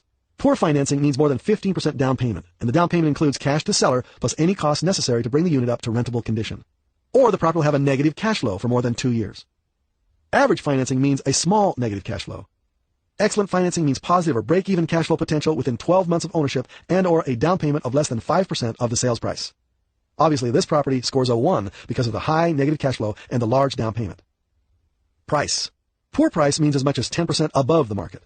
Average price means at or near the market price. Excellent price means at least 10% below the market price. Our property scores a 3, since when the work is done, it will be worth $300,000 on a cost of $245,000. Condition. Poor means major fix-up. Average means 5% of the purchase price to get in rentable condition. Excellent means needs less than $1,000 to get in rentable condition. Our property needs extensive work and hence scores a 1. Let's add up the scores. Flexibility, 3. Location, 2. Financing, 1. Price, 3. Condition, 1. Total, 10. Decision. This is a speculative investment. Has possibility, but requires too much sweat equity to recoup the profit. Better keep looking. A no-go. Let's try another one. The seller calls. Is this the person running the ad in the newspaper? Buyer. Yes, it is. Do you have a property you would like to sell? I sure do. It's a 4-bedroom home located in a nearby suburb. We've owned it for about 3 years. It's too far away from home to manage effectively, so we let it run down a bit. Our tenants just moved out, leaving a mess. Quite frankly, I just don't have the energy to go clean it up. My husband, who is a doctor, tells me just to get rid of it. He noticed your ad and thought that if you would pay us full price for it, we would be glad to carry our profit in the form of a note. Buyer. How much do you think it's worth? Seller. We feel that it's worth about $175,000. Buyer. Can you tell me about financing? Seller. It has a loan of $125,000. Buyer. How much have you been renting the property for? Seller. About $1,000 per month. I'm sure that if you make it presentable, you could get $1,100 easy. Buyer. What's the location like? Seller. It's in a quiet neighborhood of 3-bedroom homes. It's pretty good, actually. Buyer. How much money do you think it will take to get it into shape? Seller. I don't dare guess. Maybe $2,000? Buyer. You have about $50,000 equity in the property. We like to buy properties for as little cash as possible. Is a nothing down offer a possibility? Or do you need some cash? Seller. I wouldn't sell for nothing down. It's just the principal. Maybe we would consider $5,000. I'll talk to my husband. He's more flexible than I am. Buyer, what about monthly payments? If we make you large monthly payments on the balance of your equity, we would have a negative cash flow. It would be best for us not to make monthly payments for about 5 years. At the end of 5 years, we would pay you your $19,000 balance in full with 11% accrued interest. Would this be a problem? Seller, I don't think so, but I'll have to check with my husband. Buyer, thanks for calling. Let me have your name and number and the address of the property, and I'll go look at it and call you back. As you follow this dialogue, you'll see that I'm asking questions in each of the 5 areas of analysis. Let's analyze the information. What about the seller's flexibility? I'd give her a 3, wouldn't you? What about location? Let's assume a 2 and look at it later. What about financing? The $5,000 down sounds great, but we also have to consider our fix-up costs of $2,000. That totals $7,000 or 3% of cost. This seems to fit our retail or full price guideline. What about the mortgage? A new loan of $125,000 would have monthly payments of about $800, and the house could be rented out for about $1,100. What about other expenses? After taxes, insurance, and repairs, our average negative could be less than $100 per month. This could be solved with aggressive management in 12 months or less. The seller seems to feel that she and her husband may accept no monthly payment on their second mortgage. A balloon of the entire equity will be due in 5 years. According to the financing scoring system, a property with this kind of financing scores a 2. What about price? We've agreed to pay full price for the property. This will be determined by having an FHA or VA appraiser inspect and appraise the property. You can find a good appraiser listed under Real Estate Appraisals in the Yellow Pages. When you call, ask if the company does appraisals for FHA or VA. If it doesn't, keep calling. The cost of an appraisal should be a few $100s. Government-approved appraisers are generally more conservative in their appraisals, and because of the strict guidelines for government-backed loans, they are trained to notice special property problems. You'll use this appraisal as a guideline for your further negotiations with the seller, but you don't order the appraisal until you have agreed upon terms in writing with the seller. If the appraisal comes in too low or with too many problems, either you or the seller has the option of backing out of the deal. We'll assume that this property is priced right on the market. The score is then a 2. What about condition? The seller indicates that it will take little or no money to bring the property into rentable condition. This is a 3 in score. Let's add up the scores. Seller's flexibility, 3. Location, 2. Financing, 2. Price, 2. Condition, 3. Total, 12. Decision? In our preliminary analysis, we have a go. Let's go look at the property, and everything is as the seller said. A call to the seller reveals that the terms as discussed on the phone will be agreeable. We set a closing date. You may have wondered why the doctor and his wife were willing to accept such flexible terms. Was it win-win? Well, obviously it was good for me, but what about them? Their main motivation was to get rid of an albatross. They didn't need cash because of their financial status. They didn't need the monthly income. In fact, the monthly interest income would have been a detriment to them tax-wise. Under this plan, they receive a small down payment and no monthly payments for 5 years, and thus no taxable consequence at all for at least 5 years. They were happy with the deal. In fact, at the closing, they expressed their gratitude that we were taking the problem off their hands. If you aren't running your own newspaper ad, the next best source of flexible sellers is your local newspaper. There are often clues in the newspaper ads that will help you spot a flexible seller. For example, here's an ad I once found regarding a property in Washington, D.C. 2-bedroom condominium, good location, low down payment, assumable VA loan, by owner. The clue here is obvious, low down payment. When I called this ad, the seller did indeed prove to be motivated. But remember, when you're calling ads in the paper, you can't get discouraged. You'll get 20 no's before you get a maybe. You'll get several maybes before you find a yes. The only path to the yeses is through the no's. You're looking for sellers who are so motivated to sell that they will welcome you with open arms. Believe me, they are out there, and you are the answer to their prayers. The third source of flexible sellers is through a realtor. Working with realtors is both easy and hard. It's easy because the realtor does most all the work for you. The looking, the screening, the negotiating, the paperwork. The hard part comes at the beginning, when you tell the realtor that you are a bargain hunter with very narrow buying parameters. And if you mention that you want to put little or no money down, watch out. An uncreative realtor will tell you categorically that it cannot be done. But as you know by now, that's not true. You'd be much better off dealing with a creative realtor, one who understands creative financing. Once you find a creative realtor, you will soon realize that he or she is worth a king's ransom. Tell your realtor of your goal, whether it be 1 or 10 properties a year, and turn your realtor loose on the market. Now let's advance to the least understood part of buying property.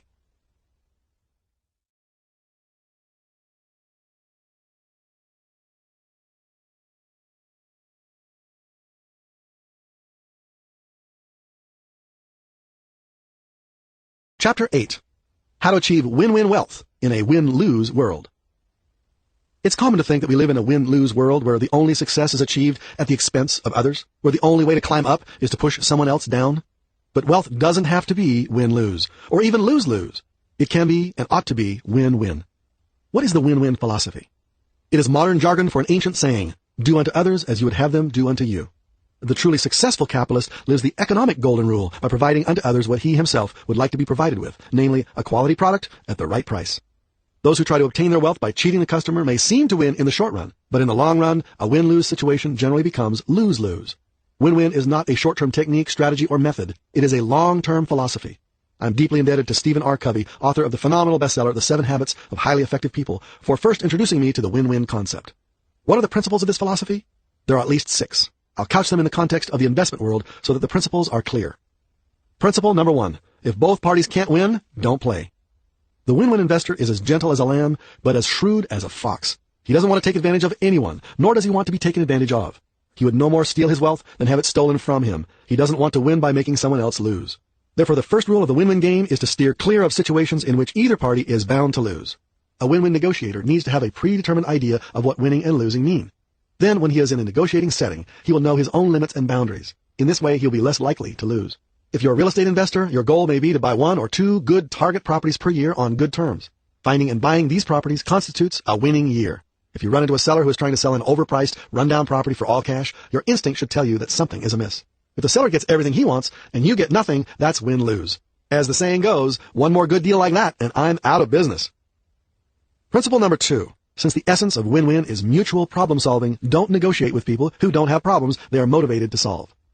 In other words, the more flexible the seller, the easier it will be to find suitable alternative solutions to the problems of both parties. Inflexible sellers are not motivated to search for solutions. Maybe 1 in 10 real estate sellers could be classified as a true flexible seller, the classic motivated seller.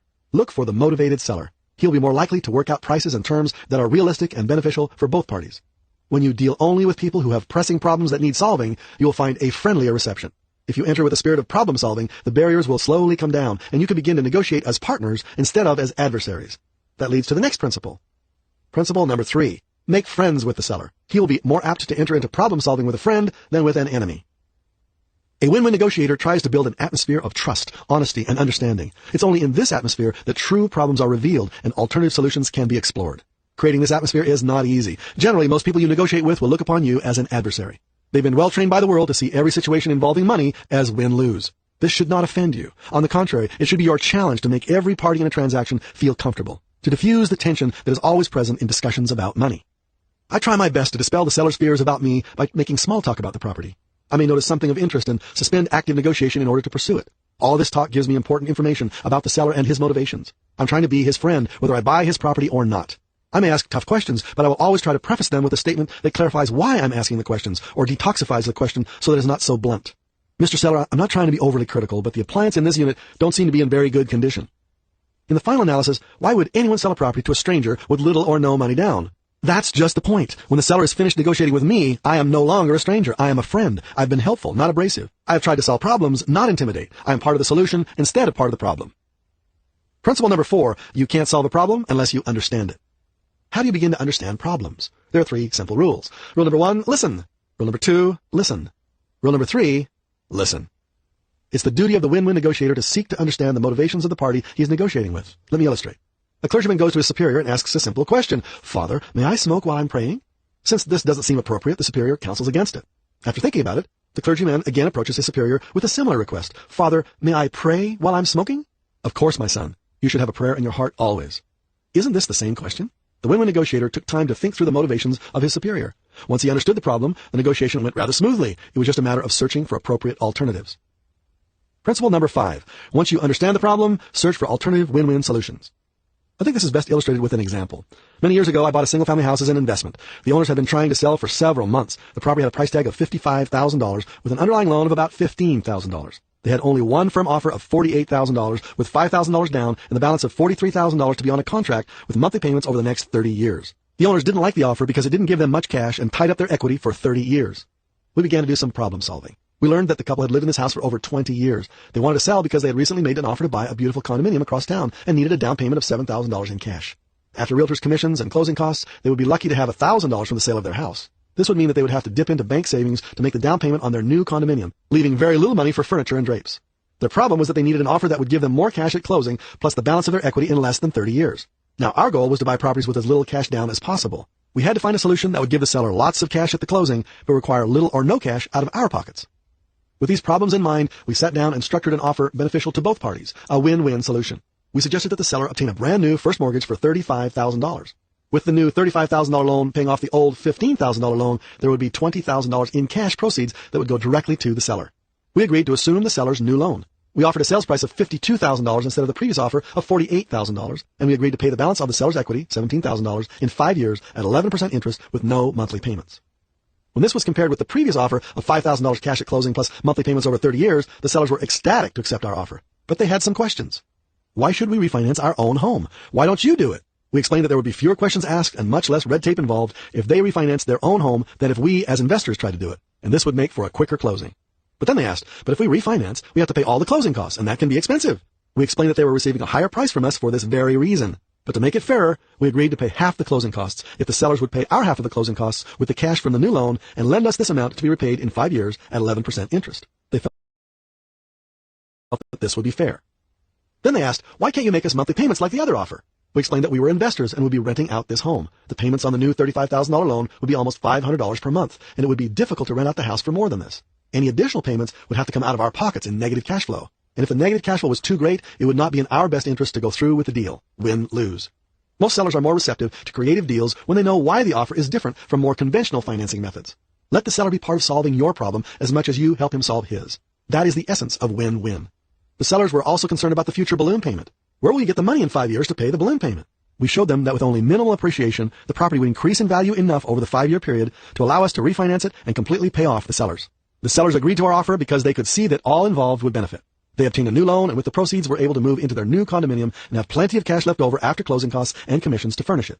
They were thrilled. The realtor earned a commission. The bank needed a new loan and got rid of an old one, and we were able to buy a beautiful single-family investment house with absolutely no money out of our pockets and with little or no negative cash flow. That's win, win, win, win.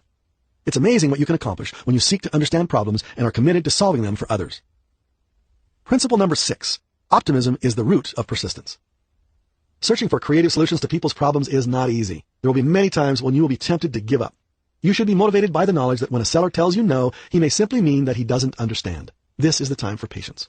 Mr. Seller, let me understand this. You say you won't accept my offer because you don't like the low down part. But you told me earlier that you didn't need a lot of cash. Could you help me understand where I went wrong? In other words, what's bugging you? When you're practicing the win-win philosophy, you can proceed with optimism. You can't hurt anyone by trying to solve his problems. And if you can't solve your own problems, buying a property, you'll have at least shed some light on a seller's problem, which may help him with the next buyer.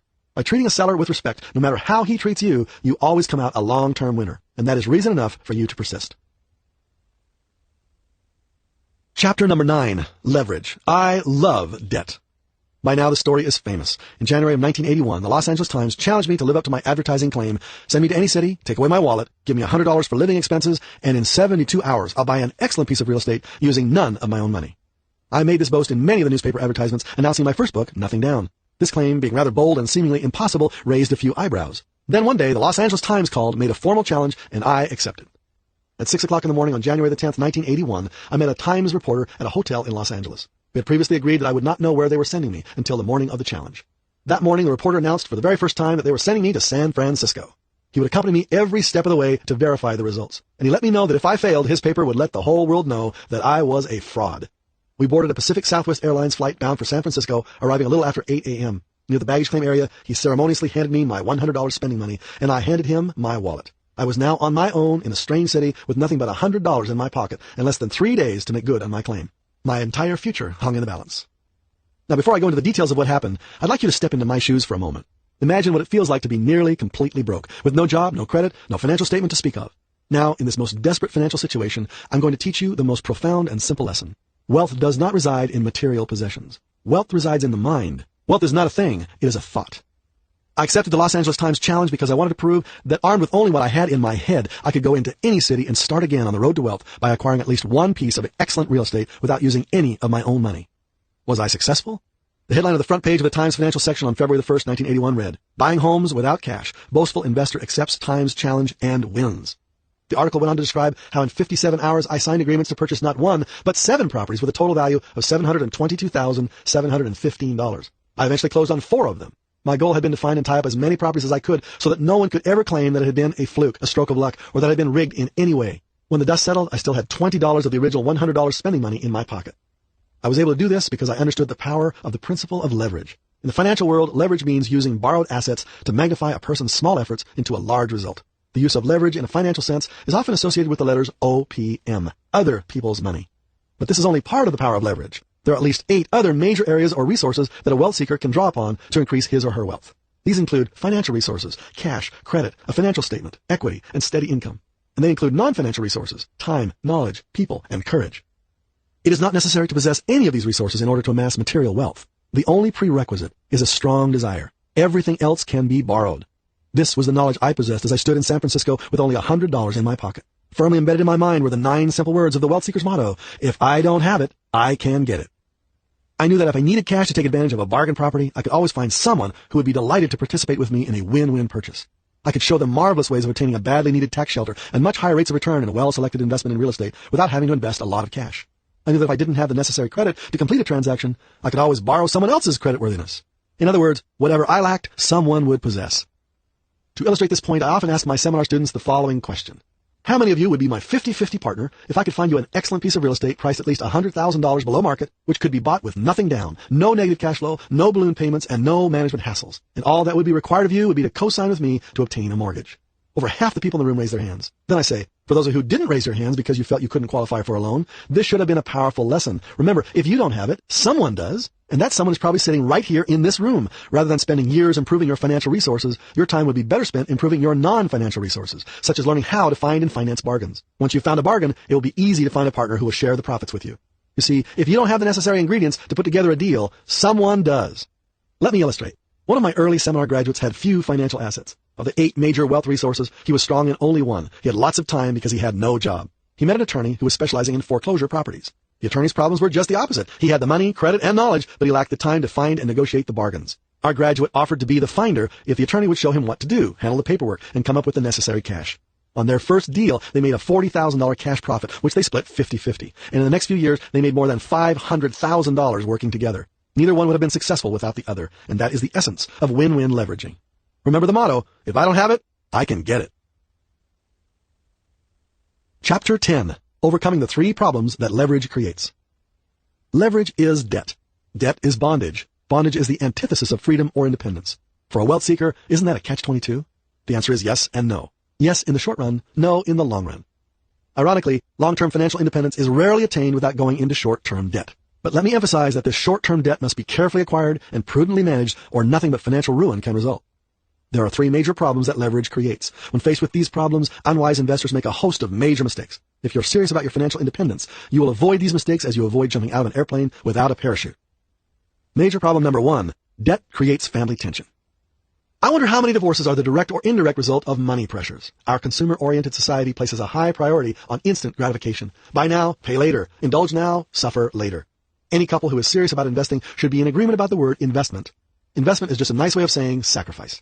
Sacrifice is the opposite of instant gratification. It means sow now, reap later. Sacrifice now, enjoy the fruits later. It takes a strong couple to make the commitment to invest together, to sacrifice for the future. The greatest mistake couples make is not spending time exploring the pressures that go with seeking financial independence. Developing a successful marriage is hard enough without adding to it the burden of trying to achieve financial independence. And either one of these goals is extremely difficult without full spousal agreement and support. Without a mutual recognition of what you really want and what it will take, the whole investment process is on a shaky foundation. No serious wealth seeker can afford to take this risk. One of the greatest destroyers of wealth is divorce. Major problem number 2. It's easy to borrow money, but not as easy to pay it back. A beginning businessman borrows money from a bank to start a business. His hope is that the profits from the business will be adequate to repay the bank debt. If the business is unsuccessful, the bank steps in and sells off the company's assets to satisfy the debt. The real estate investor is a small business person who acquires property using leverage with the hope that the property acquired will be rented out for enough income to cover the mortgage payments and expenses. At least that's the theory. In practice, it's not easy to obtain a positive cash flow. In fact, one of my colleagues told me about an investor friend who had gotten caught up in the speculative fever of buying real estate. He rushed out and eagerly bought 20 single-family houses within a very short period of time. Unfortunately, each of them had a negative cash flow because the rents he collected were not enough to pay the mortgage payments. Within a year, he was forced to bail out and lose a lot of money, time, and pride, not to mention the damage to his credit rating. The two-edged sword of leverage had sliced his financial picture to ribbons. So what is the answer? For negative cash flows, I have 6 solutions.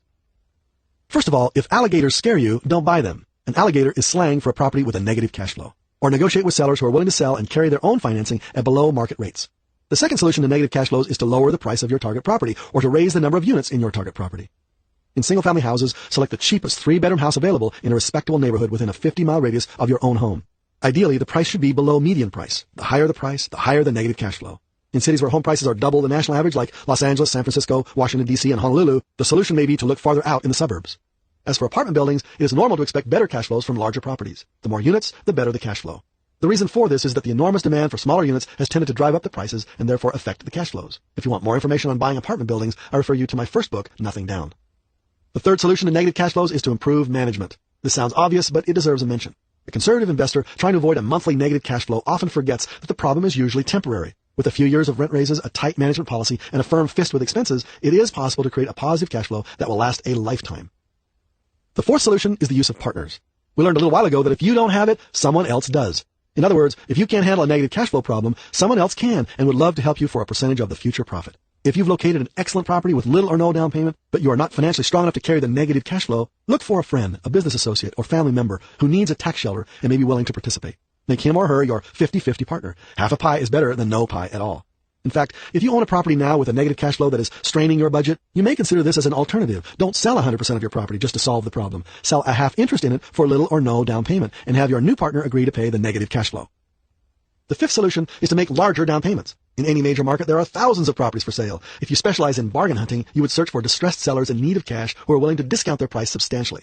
For example, suppose you locate a $275,000 property. The seller is willing to reduce his price considerably for a quick cash settlement. You offer him $25,000 cash for his $50,000 equity, and he accepts. By using a large down payment and negotiating a discounted price, you increase the probability that you'll be able to rent out this home for a break-even or even a positive cash flow. Fine, you say, but what if I don't have the cash to buy these kinds of bargains? That's when it's time to remember the motto of a leverage-loving investor. If you don't have it, you can get it. If you know how to find the bargains, you are halfway there. The last half is to find someone who wants to participate in the profit with you. Find a partner. Show him or her the benefits of owning a bargain price property that generates monthly cash flow and equity buildup, as well as tax benefits. Your partner will have no management hassles since that is your responsibility. The sixth solution to negative cash flows is the balloon mortgage. A balloon mortgage is an agreement to pay off an amount due in a future lump sum. Unfortunately, while this eliminates the current negative cash flow, it creates an equal or greater problem in the future. In essence, it's a way of delaying the day of reckoning. The following safeguards should be used anytime you decide to eliminate a negative cash flow by using the temporary solution of a balloon mortgage. Number one, use balloon mortgages only as a last resort. If a seller is willing to accept longer-term solutions, don't discourage him. If you can't afford to make monthly payments on all the mortgages, a better alternative would be to defer mortgage payments for a period of time, let's say 5 years, with a monthly payment to amortize the balance over the next 10 years. Number two, never buy a property with a balloon payment less than 5 years away, except under extremely rare circumstances. Number three, if you do use balloon mortgages, do so only with the seller's written permission to allow you to extend the balloon payment for at least another 12 months upon the payment of a non-refundable fee, perhaps $500 or $1,000. Number four, at least 12 months before the balloon is due, begin to arrange new financing to solve the problem. Don't procrastinate. With these precautions, you should be able to eliminate many of the present creative financing problems. Now we've come to the last major problem that leverage creates.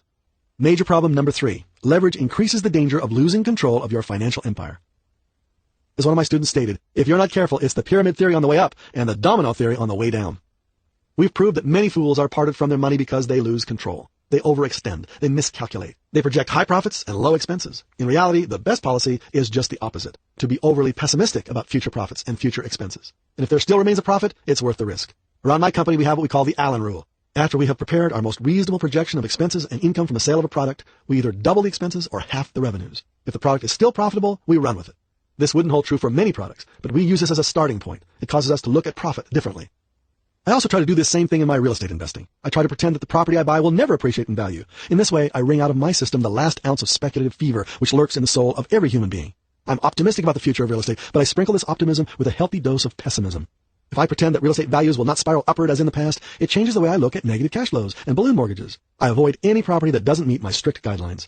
I don't want to have to count on inflation to bail me out. Even with zero real estate price growth, I want to win, and win big. In summary then, leverage is a double-edged sword. It creates mental and marital pressure. It creates obligations that have to be repaid. And there is always the temptation to go in over your head. But these detriments shouldn't stop you. You don't stay off the freeways because there's a chance that some drunken idiot might run you off the road. No, you use the freeways because they are the fastest route, a marvelous modern convenience. You accept the minimal risks involved, and you do your best to be careful. Leverage is a marvelous tool to be used wisely. To repeat, no one becomes wealthy without it. Don't be afraid. Just be careful. Chapter 11. I hate real estate.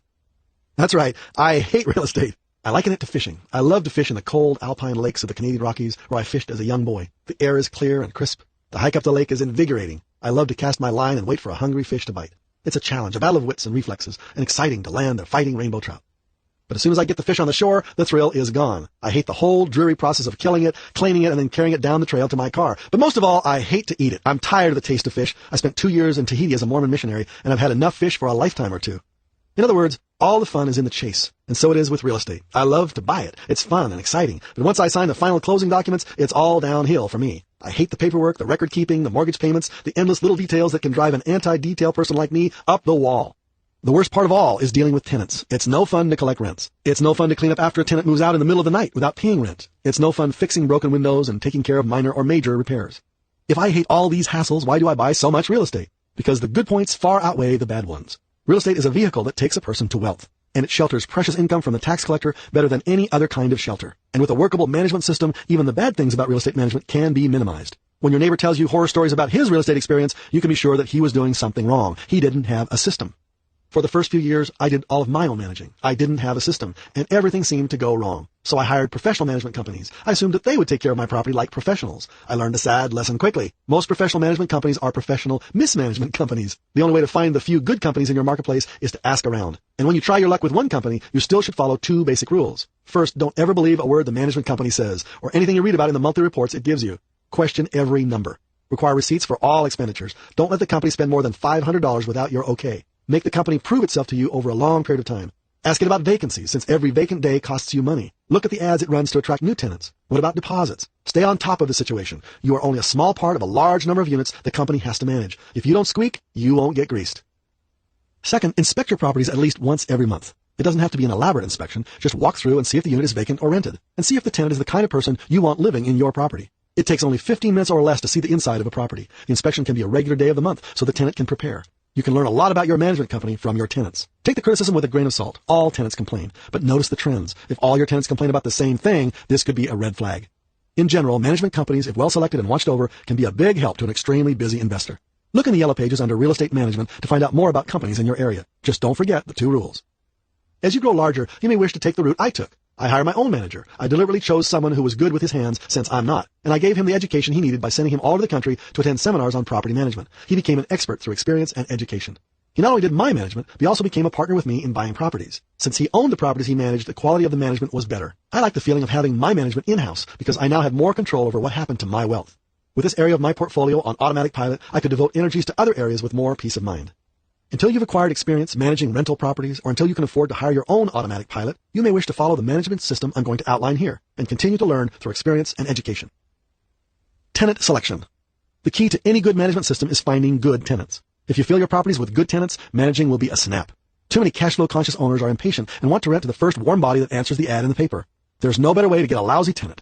There are two kinds of vacancies, one where the property is empty and another where the property is occupied by a deadbeat who won't pay the rent. Which would you rather have? A few lost days of rent to find the right tenant will repay you well. How do you select good tenants? Common sense. Take an application from every prospective tenant. Look in the text files of CD number 4 and you'll find an example of a tenant application form. You're welcome to print it out and use it.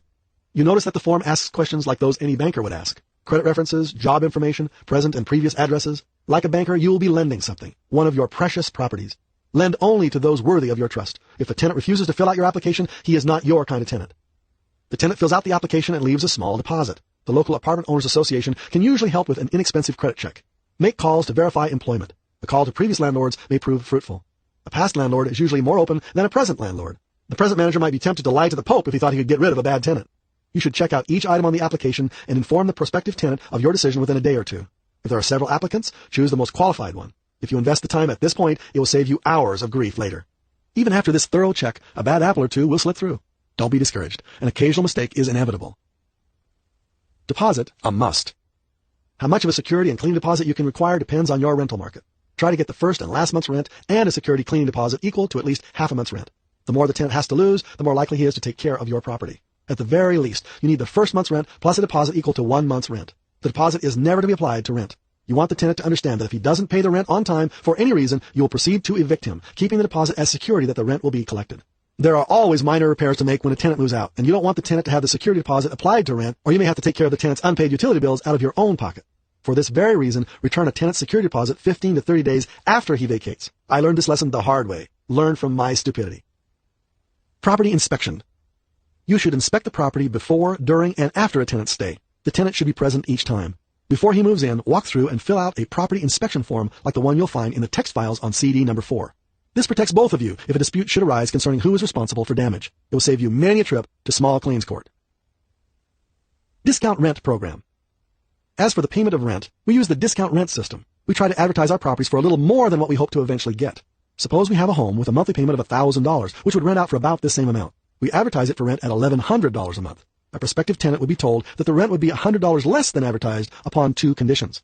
First, rent is due on time. Part of the discount is for prompt payment. If the rent is late, the discount doesn't apply. Your discount plan rewards those who are smart enough to pay rent on time. This sounds better than having a late penalty for late rent, and it works better too. You catch more flies with honey than with vinegar. Second, the tenant will do all minor repairs and will pay up to $50 in cost of materials per month. All major items will be taken care of by you. You explain tactfully that you are very busy and you don't have the time or knowledge to fix small problems. You're willing to lower his rent if he takes this burden off your shoulders. In this way, he will save a few dollars and you can save some time. Win-win. Utilities. It's our policy to have the tenant pay all utilities. This way, he deals directly with the utility company and bears the brunt of all increases. He can swear at them and not at me. In our single-family house rentals, we expect our tenants to take care of the yard also. We offer to cut the lawn for them for a $50 fee every 2 weeks, but they usually decline, which is good. A neighbor's kid will cut the lawn weekly for half that. If we find during our inspection that the lawn is going uncared for, we will leave a written notice, a warning. If we find after 2 weeks that the problem still exists, we cut it ourselves and deduct $50 from the security deposit. We haven't had to deduct anything yet. Now, all this may seem rather harsh or strict, but listen to the voice of experience. I tried to be more lenient at first and ended up listening to every sob story in the book. Once your tenants discover that you will be lenient, the rent is no longer a priority. Anyone else whose collection tactics are stronger will get the money that should be going to you. If you'd like to try another system, be my guest. We'll compare notes in a year or two. Good managing is an art. It takes time to develop your own style. I suggest that you read a good book on the subject before you get your feet wet. Landlording by Lee Robinson is an excellent work with really useful advice. Happy landlording! Chapter 12. The Coming Enormous Profits in Discounted Mortgages. Let me share a secret with you. Like most of the secrets of the world, this one is as plain as the nose on your face. The best part about this secret is that although it is well known, it is little used. That is why it's so powerful. The secret is this. Some people would rather have less money now than more money later. This simple sentence may not seem important to you now, but as you learn to use it, you'll discover its money-making potential. Let me illustrate. Every day in every city and town in America, the following scene is reenacted over and over again. A seller, let's call him Mr. Seller, decides to sell his house. Mr. Seller puts a $200,000 price tag on the property. There is a $140,000 first mortgage. Ideally, he would like to have his $60,000 equity in cash. He lists it with a realtor and waits for an offer. A few months later, the offer arrives. The buyer offers a $30,000 cash down payment and asks the seller to carry the balance of his equity in the form of a $30,000 second mortgage secured by the home. There will be a monthly payment on this mortgage of $364 for the next 10 years at 8% interest.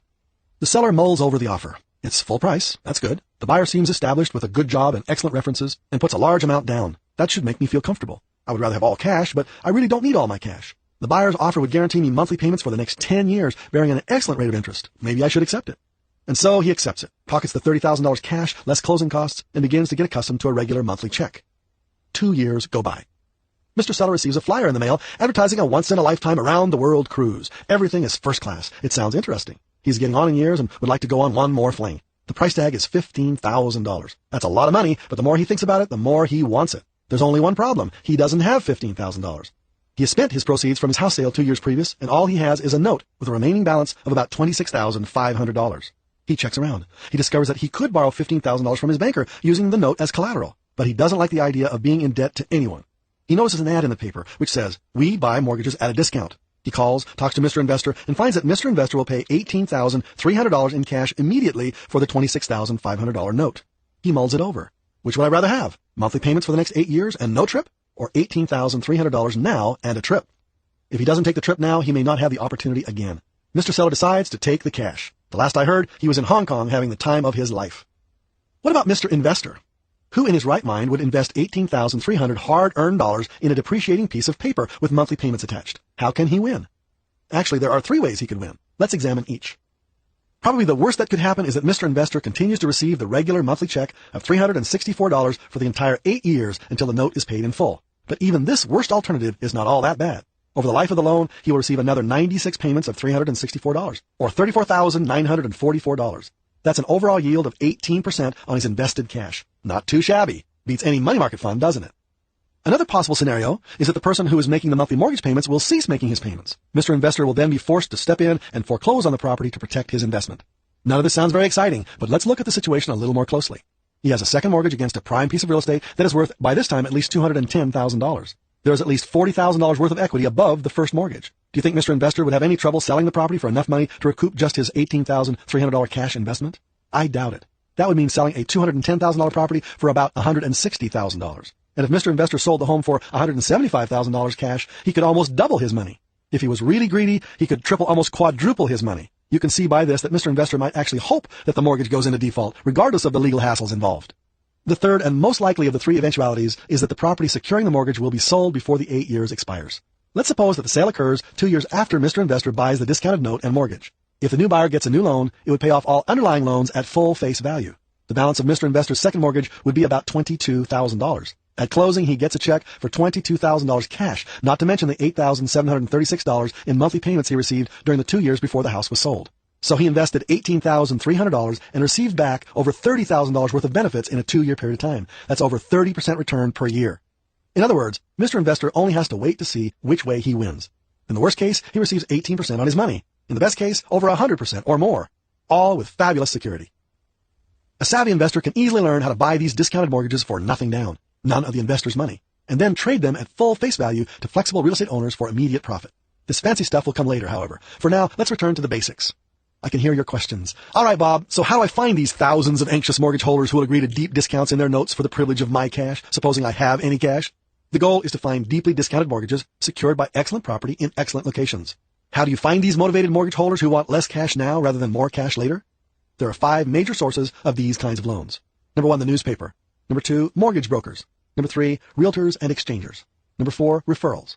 And number 5, the county courthouse. The newspaper. The cheapest and most productive source is your local daily newspaper.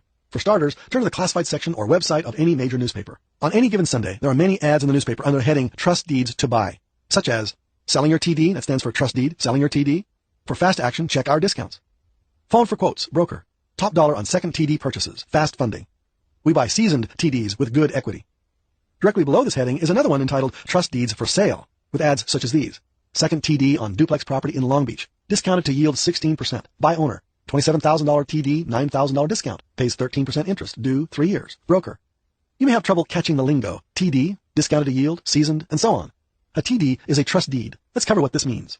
Suppose I own a free and clear $200,000 home. I need some cash, so I go to my banker to borrow $20,000 using my home as security. The banker checks my credit and agrees to lend me the money. Before he gives me the check, he makes me sign 2 documents. One is a note stating that I will pay back the money at a certain percent interest, so much a month for so many years.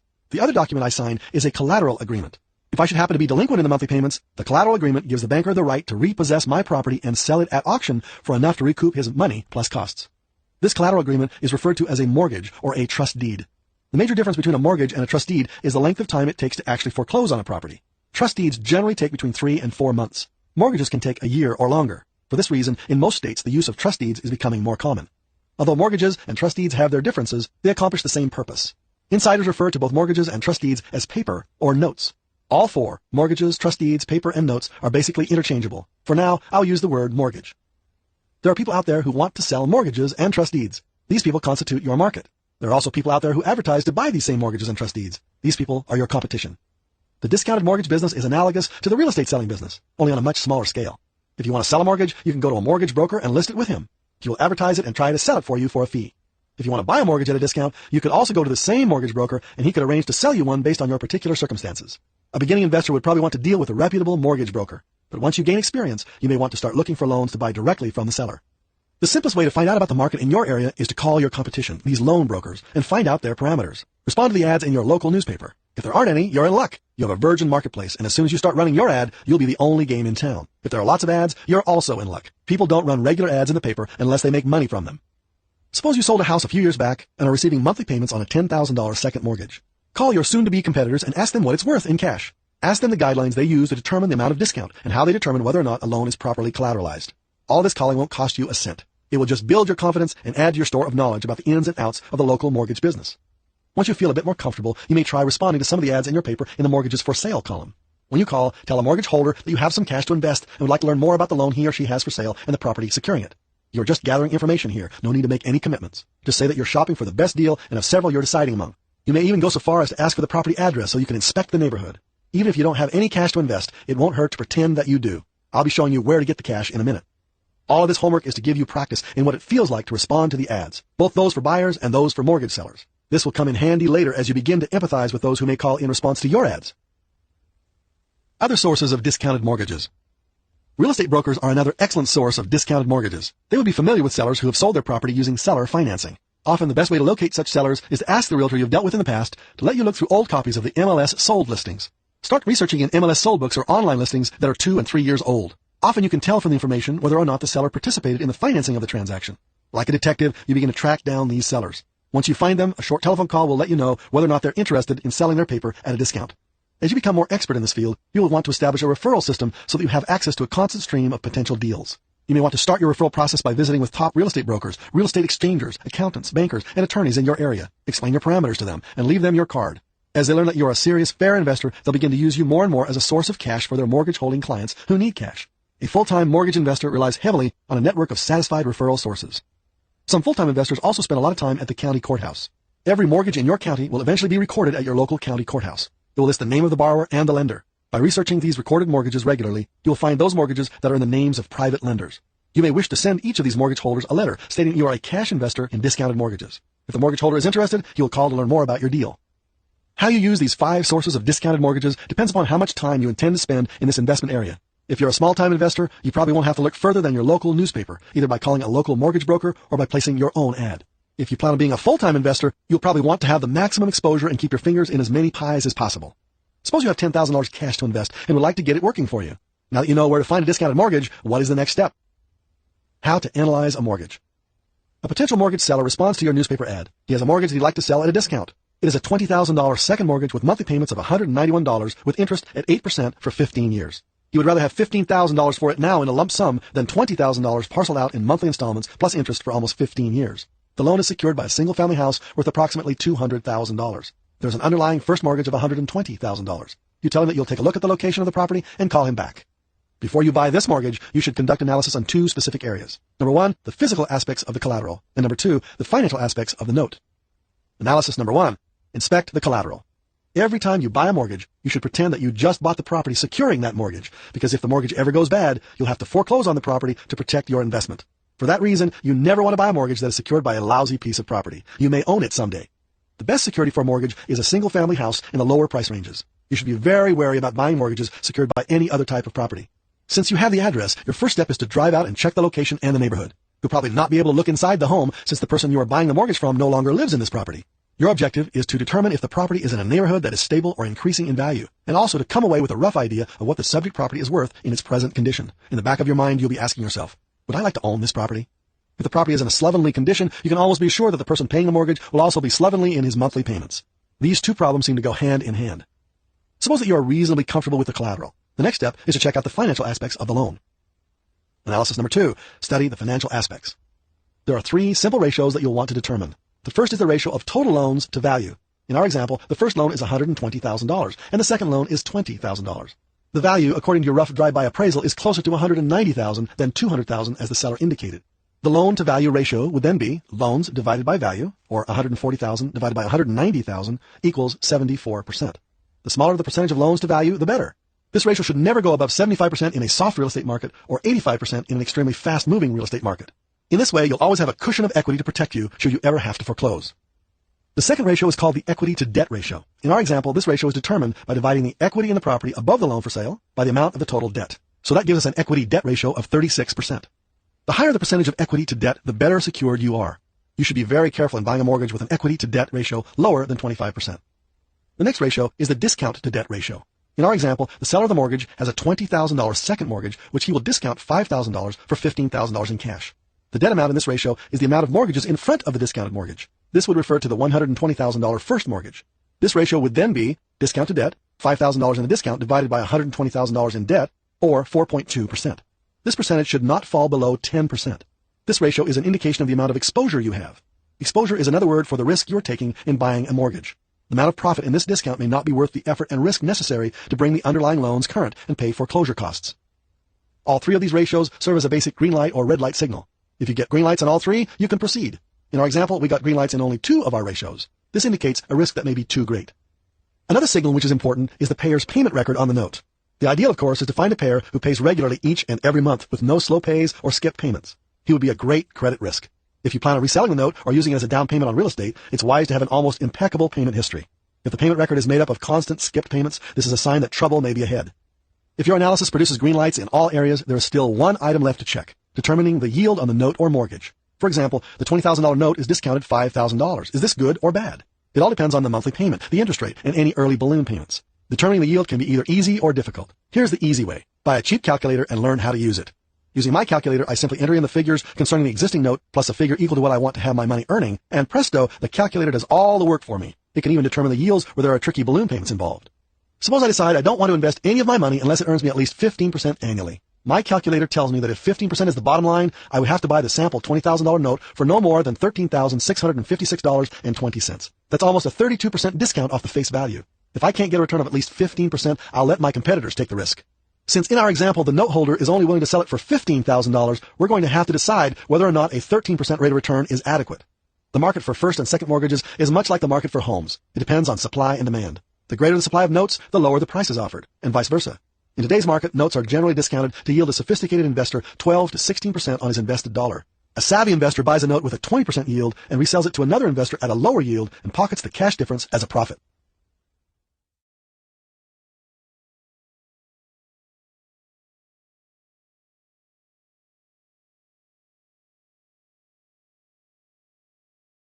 Buying mortgages and making profit with nothing down. Let's see how this would work. Assume that you received a call from the mortgage holder of our sample $20,000 mortgage. If the note holder is willing to sell it for $15,000, my calculator tells me that this note yields 13.14%. I tell the note holder that I'd like to check it out. Since I have no cash, I call up an investor friend of mine who likes to invest in mortgages but doesn't like the hassle of finding them. He is more than happy to let me do the shopping and take some of the profit. His bottom line is 12% yield on his invested dollar. My calculator tells me that our sample note would have to sell for $15,925 in order to yield 12%. But I can buy it for $15,000. I tell my friend to give me $15,925 and I'll get him the note he wants. He gives me the cash and I buy the note for $15,000 and pocket the $925 as my profit. How much of my own cash did I invest in this note? None. If you can resell the same note to yield only 10%, the note is now worth $17,786. You earn a $2,786 profit with nothing but some time invested. I must caution you that if this idea turns you on as much as it does me, you should check your state laws governing the sale, solicitation, and resale of notes. If you do it as a business, you may need a securities license, and the notes may be deemed a security and be subject to registration with the Securities and Exchange Commission. Are there any other ways to take advantage of the exciting possibilities with discounted mortgages when you don't have a lot of cash? Maybe even no cash? If you have a good relationship with your banker, he may provide the cash to buy these mortgages. I know many investors who have established personal lines of credit with their bankers so they can use the banker's money to pyramid and leverage their way to wealth. This is risky, but like real estate investing, if it's done right, you can minimize the risk. Suppose you don't have a line of credit with your banker, but do have a house with sufficient equity to borrow $10,000 to $20,000 in cash using the house as collateral. You locate a local financial institution that is willing to lend you $15,000 against your home equity. Then you locate a discounted mortgage for sale like the one mentioned in the previous example, a $20,000 note with monthly payments of $191 per month for the next 20 years, which can be bought for $15,000 in cash.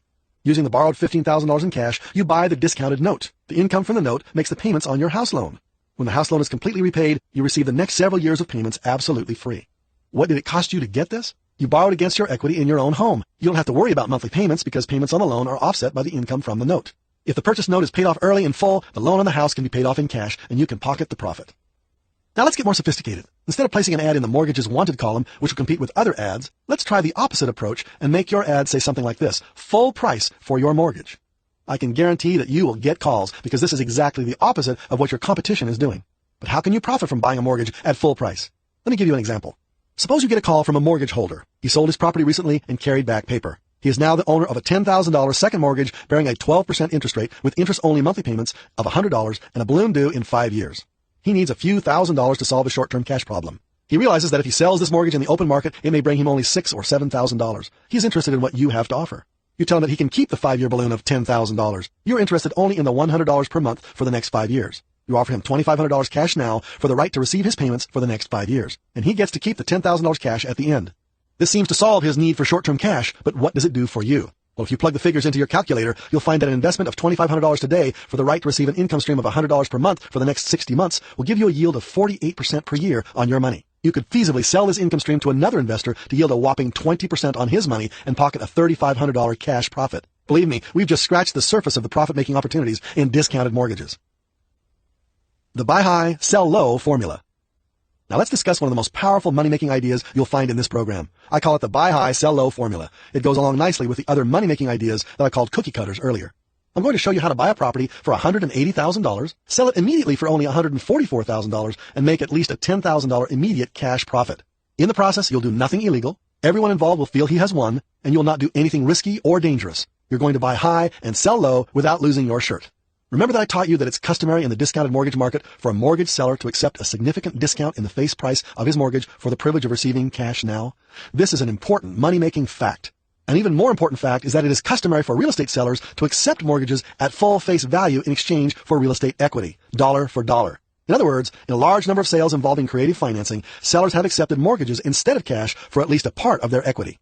Now, it is when you combine these two important facts about discounted mortgages and seller financing that the dollar signs really start to add up. Let me illustrate.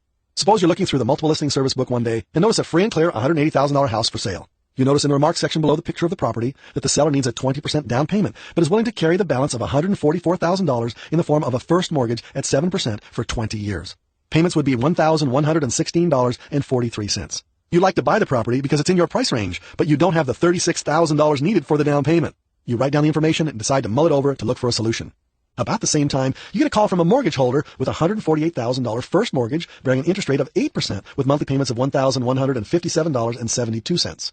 He needs some cash desperately and is willing to sell for about $100,000.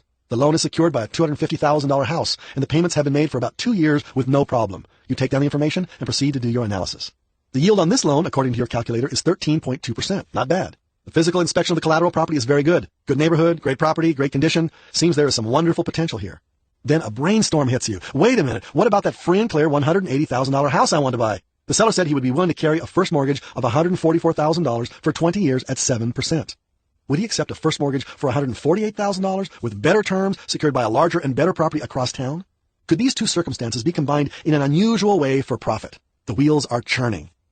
If I could get the seller of property A to accept a mortgage secured by property B, then property A would still be free and clear. Now, stick with me. This gets a bit complicated, but that's the stuff that money is made of. If property A is still without a mortgage, perhaps I could refinance it with a new mortgage of, let's say, $150,000. Where would the $150,000 loan proceeds go? Well, $100,000 would go to buy the first mortgage at a discount on property B. That leaves $50,000. Then $4,000 would go for closing costs on the new loan on property A. That leaves $46,000. The seller wants a down payment of $36,000 in cash. That leaves $10,000 when everything is all said and done. Where does this go? You guessed it, right into your pocket. Now, this doesn't sound quite right, does it? But everyone in this transaction won. The seller of the discounted note got his $100,000 in cash. He leaves happy. The seller of the $180,000 house gets $36,000 down and a $148,000 mortgage, which is $4,000 more than he wanted, with monthly payments of $1,157.72, which is $41.29 more per month than he wanted, bearing an interest rate of 8%, which is 1% higher than he wanted, and secured by a better, more expensive house in a better location. It has a track record showing that the payer on the mortgage is faithful in his payments. He is ecstatic. The realtor gets a full commission. That puts bread on his table. The bank makes a new loan and earns fees. That's a bank's bread and butter. And you end up with a $180,000 home, mortgaged with a $150,000 loan, and an equity of $30,000 plus $10,000 cash in your pocket. That's a profit of over $40,000 in one transaction where everyone got more than he wanted. Win, win, win, win. But I can hear you saying, okay, but you had to get a new mortgage on the property, which will mean high monthly payments and more than likely a very high negative cash flow. That's not so smart, is it? And my answer is simple. If you don't like to manage property with a high negative cash flow, just sell the property. The easiest way to sell would be to put an ad in the paper, something like this. Nothing down and $10,000 below market. Take over payments on a $150,000 mortgage. I'll walk away from my $30,000 in equity. You assume existing mortgage and get into property for nothing down. Hurry, I'm desperate. Do you think you might get some response from an ad like this? I bet you would. Therefore, your profit will be just the $10,000 in cash. But do this once a month and you've just created for yourself a handsome income stream that may beat your present job. If you make less than $120,000 per year, this money-making formula might interest you. I don't want to leave you with the impression that all of this is easy. It isn't. It takes time and expertise to put together transactions like these. Timing is of the essence. Each part has to fit perfectly together. That doesn't mean you should shy away from such transactions. It means that because they appear to be complicated, very few people do them. It was not my intention to fill you in on every minor detail necessary to be totally successful in buying discounted mortgages. I wanted to alert you to the enormous profit potential. What you've heard so far is really only enough information to get you into trouble. Dig deeper, please. This world is full of disappointed investors who couldn't hang on long enough. They didn't have staying power. They never planned to have staying power. As an investor, you need staying power. Cash is staying power. It's liquidity. And since you'll be doing some major investing in illiquid assets like real estate, you'll need to put some of this staying power away for the day it fails to rain. Sometimes those droughts roll into months and even years. In the middle of a major recession, small businesses expire like so many flies in winter because they don't have staying power. I recommended that during stage 2 of your investment trajectory, you maintain a liquid staying power fund equal to at least 3 surplus monthly payments for every property you own. In stages 3 and 4, you should try if possible to increase your cash holdings to as much as 10% of your net worth. Where should you keep the staying power fund? You need a place where it can earn the highest rates of return with the greatest amount of liquidity and the least amount of risk. 5 types of institutions cater to these kinds of liquid investments. Number 1, commercial banks. Number 2, money market funds. Number 3, treasury bills. Number 4, savings and loan associations. And number 5, thrift institutions. Let's look at each of them. Commercial banks. When I say commercial banks, I'm referring to the institutions where you have your checking accounts. I think that it's always wise to have at least 2 or 3 different banks in your private banking system. I use 2 of them myself. At one bank, I do the bulk of my business activity with my business and corporate accounts. At another bank, we have our family and personal accounts, as well as all of my rental property accounts. Why 2 banks? It's always wise to diversify your funds. And in addition, I have 2 sources for bank loans if necessary. If I have trouble paying off a short-term loan at my main bank, I approach the other bank for a loan. Each of the banks should be willing to lend me money because I am a valuable customer. I have above-average checking account balances, I pay my loans on time, and I'm friends with the bank managers. It takes time to maintain relationships with several banks, but the fruits are worth it. The bank wins when it has customers who maintain healthy checking account balances, for that is the bread and butter of the banking business. It should be reciprocal. With this in mind, I often leave surplus funds sitting in my checking account earning only minimal interest when if I were trying to squeeze out the last penny, I might shift these funds into accounts bearing higher interest. I'm willing to sacrifice a few pennies in order to let my banker know that I will have his best interest at heart if he remembers me when I need him, and you can be sure that I remind him of this from time to time. The most important time in a banking relationship is when you open your account. Sit your banker down for lunch and let him or her know that you believe in the win-win philosophy. Because your banking relationship is so important, you should plan to leave a portion of your liquid staying power fund in your regular checking account, perhaps as much as 10% of your liquid funds. Keep above average checking account balances. Another portion of your staying power fund, maybe as much as 25%, can be distributed into one of the various high-yielding, low-risk investment alternatives available from any bank, such as certificates of deposit and money market certificates. With as much as 35% of your liquid funds in checking accounts and either CDs, money market certificates, or one of the many new money instruments being introduced regularly, your banker should be happy. Now you can go hunting for even higher yields with greater security and liquidity in other investments. Money market funds. There has been a little explosion in recent years in money market funds, and with good reason. The concept of a money market fund is to pool small amounts of money from hundreds of separate investors to enable them to buy jumbo CDs and government securities which are available only in larger denominations and earn significantly higher yields. In this way, a small investor can wield the same clout formerly available only to the very wealthy. With a money market fund, the small investor has the best of all worlds. Liquidity. The funds can be withdrawn at any time without incurring a penalty. Many funds offer checking account privileges with no charge for checks. Your money earns higher interest until your check clears. Security. Money market funds invest in only short maturity securities varying from a few weeks to no more than a few months. Even if there should be a run on the fund, the investors would only have to wait a few weeks for their money. Strict regulations protect from fraud and mismanagement, although it's impossible to remove all risk. High yields. An investor can earn the highest available yield with the least amount of money. Most funds allow minimal investments as low as $1,000 or less. The safest funds and the ones with the highest rankings are those that invest in government-backed securities. The rationale is that a corporation can default on its debts and obligations, but the federal government can print its way out of any money crisis. Rather than mention specific funds here, I recommend simply that you shift a heavy portion of your liquid assets into a high interest-bearing liquid money market fund of your choice. Do some research on the internet to track down the highest yielding, safest money market funds and CDs. Treasury bills. Anyone with $10,000 to invest can go straight to the U.S. government and avoid money market funds entirely.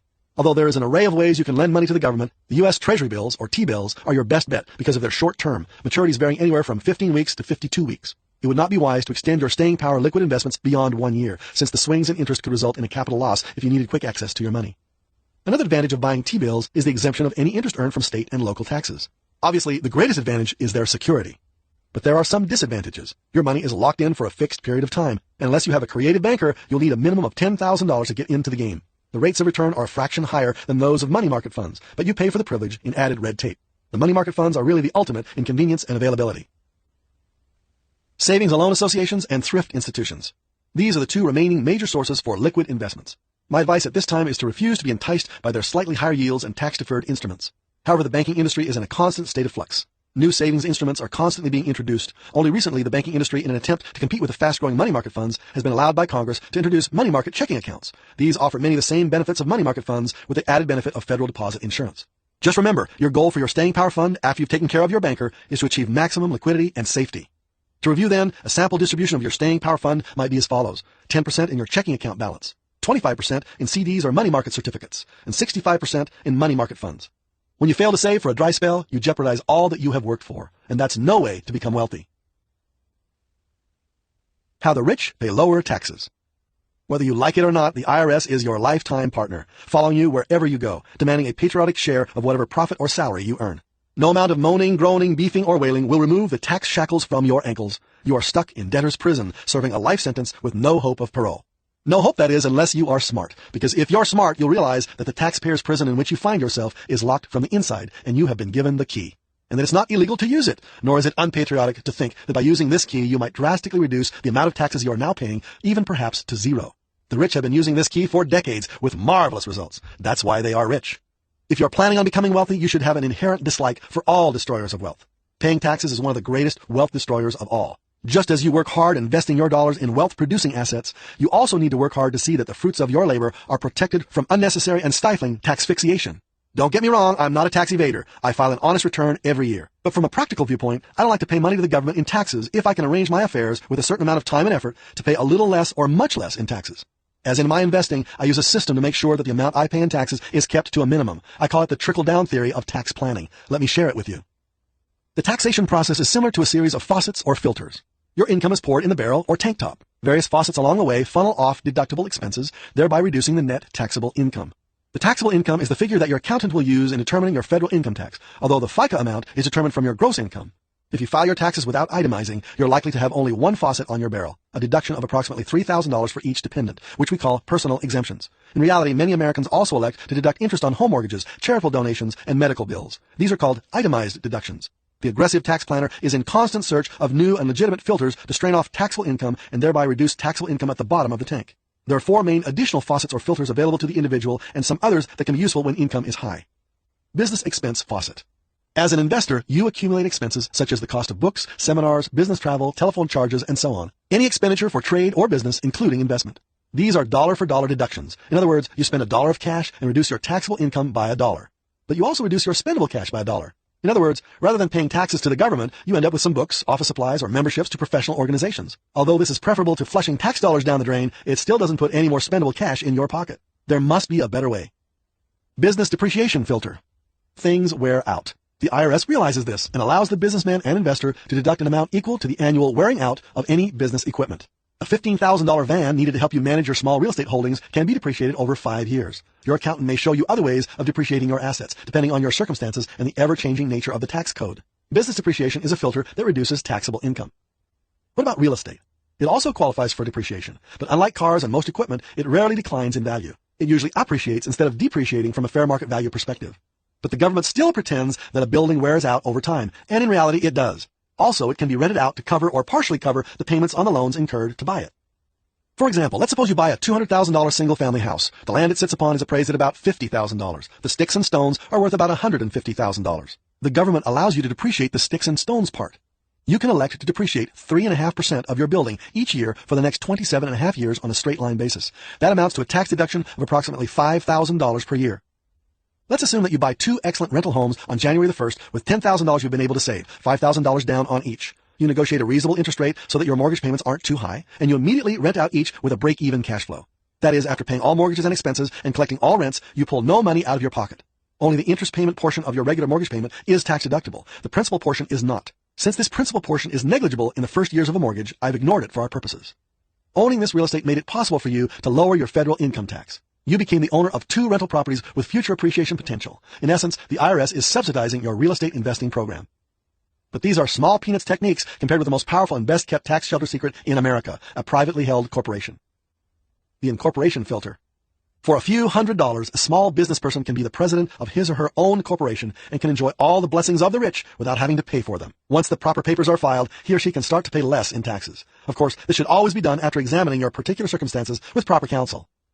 Let's imagine that your income is $100,000 per year. With such high earnings, you would want to implement your own private corporation. By the way, if your income isn't nearly that high, don't tune out. If you plan on being wealthy within the next 10 years or less, you need to seriously consider forming your own corporation sooner or later. The first step is to talk to your attorney about the benefits of forming your own corporation. Usually for less than $1,000, he can drop the necessary papers and file them with the appropriate state offices. You can form your own corporation by mail for less than $300.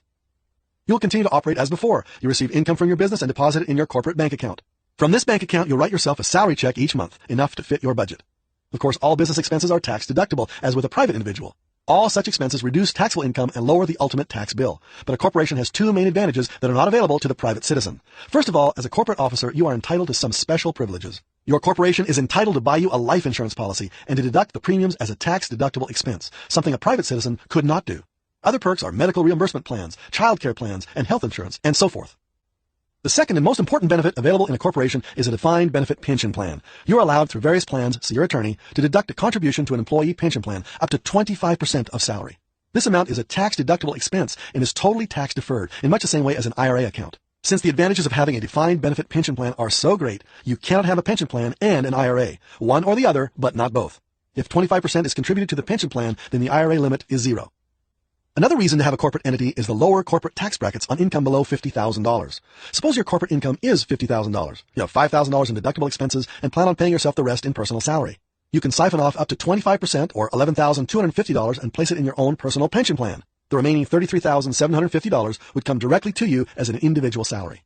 The money in your pension plan can be placed under your direction to invest as you see fit with certain government-imposed limitations.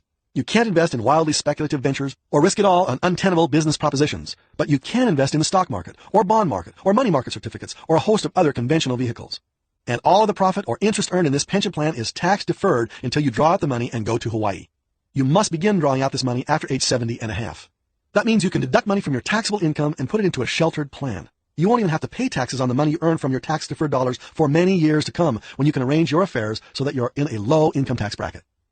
The most advantageous tax strategy using the corporate pension plan, in my opinion, goes as follows. Number 1, deduct the maximum amount from your corporate salary and place it in your pension plan. Number 2, make a loan from your corporate pension plan to yourself as an individual at a market interest rate, say the prime rate. You'll be required to repay the loan within 5 years and can lend yourself no more than 50% at one time with adequate collateral. Number 3, as an individual, take the borrowed dollars and buy real estate with it, using the property as collateral for the loan. Number 4, the interest payments on the loan you've taken out on your pension plan are deductible to you as an individual, but are not immediately taxed to the corporate pension plan. In essence, what you're doing is lending yourself money, deducting the interest you pay from your personal income taxes, and not having to pay taxes on the interest you or your pension funds earn until age 70 and a half. As soon as you pay off the loan, borrow this same money plus the interest you've paid yourself and start the process all over again. In essence, you become your own bank. I look upon this system as an extremely inexpensive way of earning money. If you owned a business that cost you less than $1,000 a year to operate, took up less than 100 hours of your time, and earned you $5,000 to $10,000 per year or more, wouldn't you look into it? That's 500 to 1,000% profit. Or to look at it differently, you would earn $50 to $100 per hour or more. The wealthy have long since learned that by buying real estate and funneling their income through corporations and other elaborate vehicles set up by their accountants and attorneys, a hemorrhaging tax bill can be reduced to a mere trickle. Insulating your assets from lust, liability, and lawyers. A football player wouldn't think of going out on the field without shoulder pads and a helmet, nor would a race car driver without a seatbelt. Neither should you plan to make a lot of money without planning how to keep it once you make it. The story is told of a farmer who had gone through a succession of incompetent farmhands. One day a new laborer arrived and was hired. All was fine for a few days until a terrible windstorm broke out in the middle of the night. The farmer, awoken by the thunder and wind, ran frantically out to the bunkhouse to tell his new farmhand to prepare for the storm. He found him sleeping peacefully. Nothing he could do would rouse him. Finally, the slumbering man opened his sleepy eyes and said, "I can sleep when the wind blows." Then he rolled over and went back to sleep. The farmer, muttering under his breath about the lazy workers he had to put up with, ran out into the barnyard to do the job himself. But everywhere he looked, the job had already been done. The animals were all safely in the barn, and the barn doors and shutters were secured tightly. The hay was tied down. All the farm vehicles' windows were rolled up. There was nothing to do. Then he realized what the man had meant when he said, "I can sleep when the wind blows." Now I want to help you take 3 specific precautions that will enable you to sleep easier when the wind blows. In order to illustrate how to insulate yourself from lust, liability, and lawyers, let me make some assumptions. Suppose that you have followed the basic investment guidelines of this program. In 10 years of careful investing, your net worth has increased from 0 to well over $1 million. You now own 10 free and clear single-family houses, each producing $1,000 per month net cash flow. In addition, your portfolio includes $50,000 in rare coins, $100,000 cash in a money market fund, and $50,000 in discounted mortgages. Your cars, jewelry, furniture, and other miscellaneous assets are valued at $50,000. In essence, you are on automatic pilot, living off the income from your properties and dabbling comfortably in discounted mortgages and real estate. Precaution number 1, maintain adequate insurance. Your first step in protecting yourself is to review your insurance needs. Have your insurance agent give you a complete insurance checkup. Common sense dictates that you should have more than adequate fire and liability insurance on each of your properties. This is no place to scrimp. Your car should also have hefty liability insurance coverage. Better be prepared. For example, you can get a $1 million umbrella liability policy covering your personal home, cars, boat, and so on for just a few $100s a year. In today's litigation-prone society, the typical coverage included in the homeowner's insurance may not be adequate. As for life insurance, you be the judge. With most of your assets free and clear of mortgages and with minimal debt, you may not need a lot of life insurance. A $1 million term life insurance policy should be adequate. Precaution number 2, avoid signing personally on mortgages. This is easier said than done, but there are things you can do to limit your personal liability in signing your name to mortgages. You should have your attorney review all mortgages and/or trust deeds that you have signed on. You never know when circumstances beyond your control will force you to lose one of your properties to foreclosure. For instance, let's suppose that a beginning investor buys a property and obtains a new mortgage. A few years later, for some unknown reason, the tenant goes off his rocker, destroys the property, and walks away, never to be heard from again. If the beginning investor wasn't adequately insured, this property damage could be devastating. The bank forecloses on the loan, the property is sold at a loss, and since the investor is still personally liable, the bank comes after him. Depending upon which state he lives in, the bank may have the legal right to look to him for any losses it may incur. You wouldn't want an unfortunate situation like this to expose your other assets to risk. How would you avoid this? If you live in California or any other non-deficiency judgment state, you can breathe a little easier. If not, you may need to take some precautions. The first and best precaution is always to include an exculpatory clause in any mortgage you sign. An exculpatory clause is a simple sentence stating that the property will be the sole collateral for the debt. This should limit your personal liability significantly. Have your attorney help you set this up. If the seller refuses to allow an exculpatory clause, then you should try to buy the property in your name only, leaving your spouse's name off the mortgage. If worst comes to worst, and a foreclosure on this property threatens all of your other assets, you can deed all of your property to your spouse. Then, if you're sued for the deficiency, there will not be any assets to seize. You will own nothing. Your spouse will control it all. Precaution number 3. Proceed as soon as possible to transfer most, if not all of your assets into one of the legal entities that wealthy people use. There are a handful of legitimate ways, time-tested and court-upheld, to protect your assets from frivolous lawsuits and unfair creditors. The entities and techniques that people of wealth use are corporations, limited liability companies, limited partnerships, and ERISA-qualified pension plans like the profit-sharing plan, which includes the 401k and defined benefit plan. ERISA stands for Employee Retirement Income Security Act. And to a much lesser extent, some complex and irrevocable trusts that are created by others for your benefit. Corporations are what asset protection gurus call one-way or unidirectional protection devices. When a corporation does something wrong, the corporation gets sued, not the shareholders. Only the value of the assets in the corporation are at risk, not the personal assets of the shareholders like their homes, IRAs, or cars. Now let's talk about the lawsuit from the other direction, that is, at you personally. The corporation at that point just becomes another asset for the creditor to take from you. The shares of common stock are just like the shares of stock you may own in your personal brokerage account at a broker-dealer. To the extent that the corporation has value in and of itself, it will be forced to be sold or taken over by the creditor through a post-judgment court procedure called the writ of execution. When a creditor wants to force you to pay his judgment, he goes back to the judge and asks for a writ of execution to sell or turn over the assets, namely the common stock of your corporation. The limited liability company, or LLC, and the limited partnership, or LP, are blessed with the charging order rule. A judge is limited in the remedies against the ownership shares called units of these two entities. No writ of execution is allowed. In other words, the creditor cannot sell your LLC or LP, and he cannot become the actual owner. That is a pretty impressive rule. What that means for us is that if we have one of those entities and it owns valuable investments, the personal creditor cannot become the owner even if he has a judgment. About 1,000 years ago, judges decided that it was better if society encouraged people to come together and form partnerships to run businesses. In order to encourage individuals to come together, society wanted to ensure that partners would never become partners with their partners' creditors. Therefore, the charging order rule was created. This is what is known as the common law or judge-made law. Since then, most states have enacted statutes to codify the common law rule regarding the charging order of LLCs or LPs. These legal entities are essential to building and protecting your growing wealth. An advanced asset protection strategy is called equity stripping. This is a technique where we use two LLCs. One LLC holds legal title to the asset or assets such as rental property that you have. The first LLC is important to protect the asset from attachment by personal creditors and to prevent creditors from getting at you personally. The second LLC is important to use as an entity that will file liens against assets owned by the first LLC. In this manner, you can see that any creditor suing the first LLC will get nothing, because all of the equity or value of the first LLC has been stripped out. It is important to maintain the second LLC in good order. You want to treat the second LLC very carefully, in that you do not want it to be much more than a mere owner or a bank account. To this day, I have yet to see a bank account get sued. The last asset protection device is the pension plan. There just happens to be a 1974 law called the Employee Retirement Income Security Act, which stipulates that pension plans are off limits to most creditors. The pension plan is a very powerful tool. Ask O.J. Simpson how he's able to live a very comfortable lifestyle even though he lost a massive civil judgment. It's because his retirement assets are protected by a pension plan.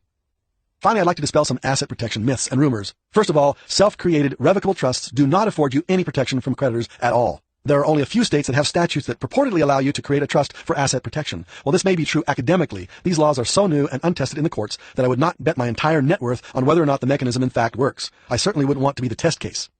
Another asset protection blunder would be to use a general partnership or joint tenancy type of situation.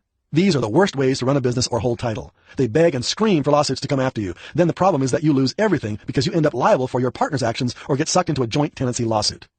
In summary, follow these 3 steps in reducing the liability you have. Number 1, get proper insurance. Number 2, put exculpatory clauses in all of your mortgages or use similar precautions. Number 3, use one of the many legal entities to protect your assets. If you do so, you'll not only be richer than most folks, you'll definitely be safer too. And you'll be able to sleep when the wind blows.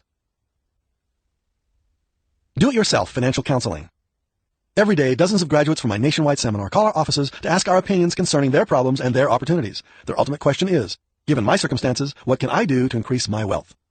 As a roundabout way of answering, I'd like to take you through a personal counseling session, much like the one you'd receive if you were a graduate of my Creating Wealth with Real Estate seminar. I'll try to teach you the principles of personal financial counseling, at least as I understand them. Once you learn the principles, you won't have to rely so heavily on the experts, myself included. And when you go to the experts, you'll be better prepared. There are 4 distinct to each counseling session. Step number 1, determine what you're trying to accomplish. On the continuum of wealth, you may be one of the many who have no assets to speak of, except a nice smile, or one of the few who can draw upon bulging bank accounts and plentiful equities. As we learned about leverage, it doesn't matter. If you don't have it, someone does. The first principle to follow is this. Knowing where you're going is much more important than how much you have at the start. What do I mean by knowing where you're going? Let me illustrate.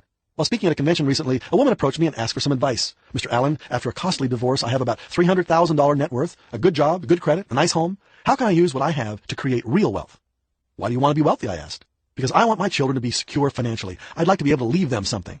I replied, all the reports I've read indicate that leaving your children a lot of unearned wealth is about the worst thing you could do if your objective is to leave them financially secure. That is your objective, isn't it? Yes, but how can I leave them financially secure?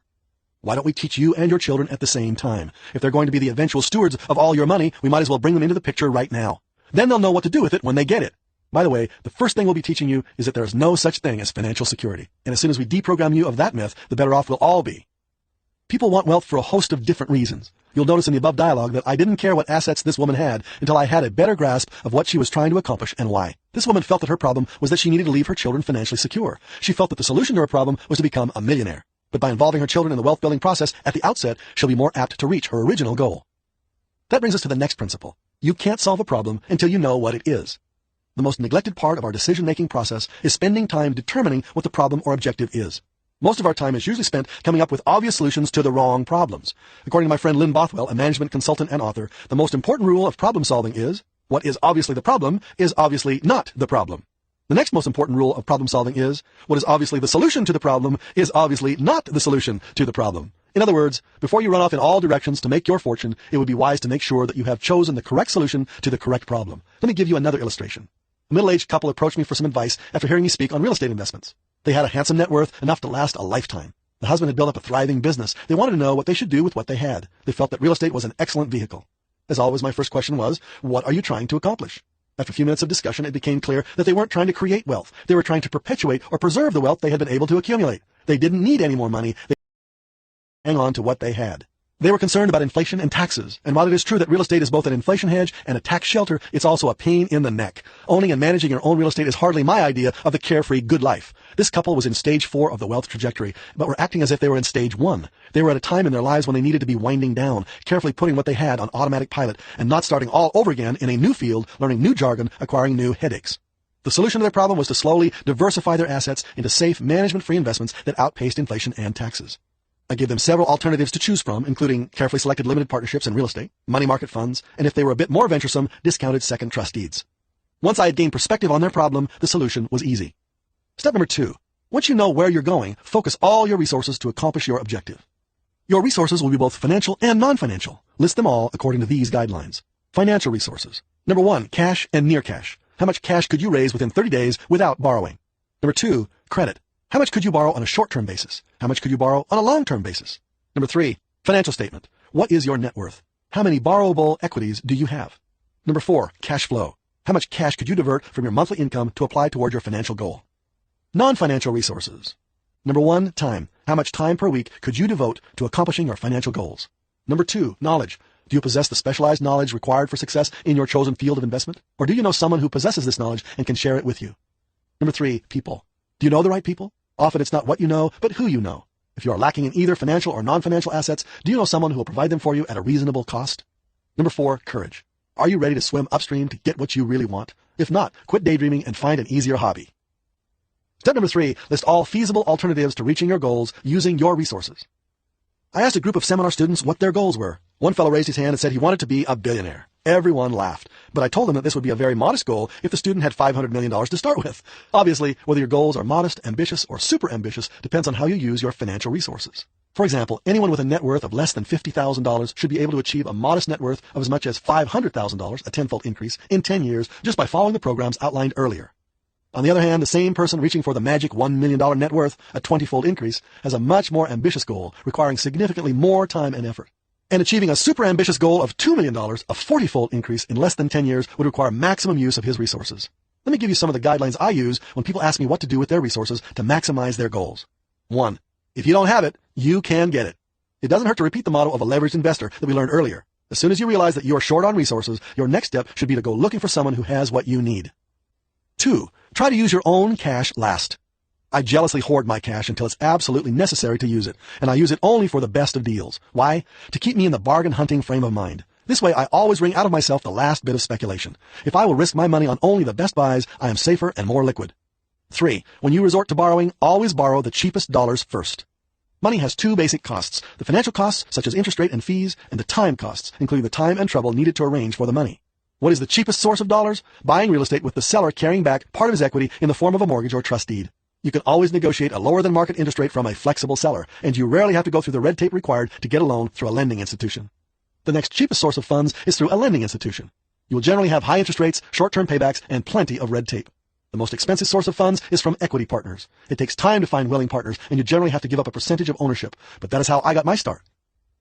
4. If you do borrow against your equity in your home, for instance, only borrow an amount with monthly payments equal to the amount you can afford to repay out of your present monthly income. Suppose you have a home with a lot of equity in it, and you want to tap into this unused source of capital to fund an investment program. First, determine how much you can afford to squeeze out of your monthly budget to go towards payments on your new loan. If you can afford only $150 per month, use this as a top limit for the monthly payments on your new loan. In other words, don't rely on your investment program to make the payments on the money you borrow. If you follow this rule, you avoid the problem of getting overextended. 5. Start out slowly when using leverage.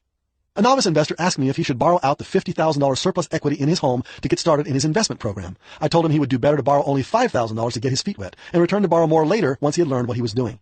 This way he'll avoid the temptation of dropping the entire $50,000 in an ill-advised investment. Finally, decide on an alternative and begin using it.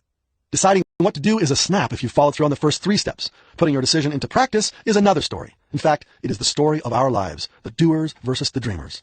Which are you? Education, the shortest distance between wealth and poverty. Essential understanding of our economy and how it works is painfully absent in our education system today. According to the National Center on Statistics, a few years ago, only 16.6% of a large sample of high schools even offered a course that dealt specifically with economics, finance, or business management, and less than 1% of the students in these schools were enrolled in such courses. Is it any wonder, then, that so few Americans ever become self-sufficient?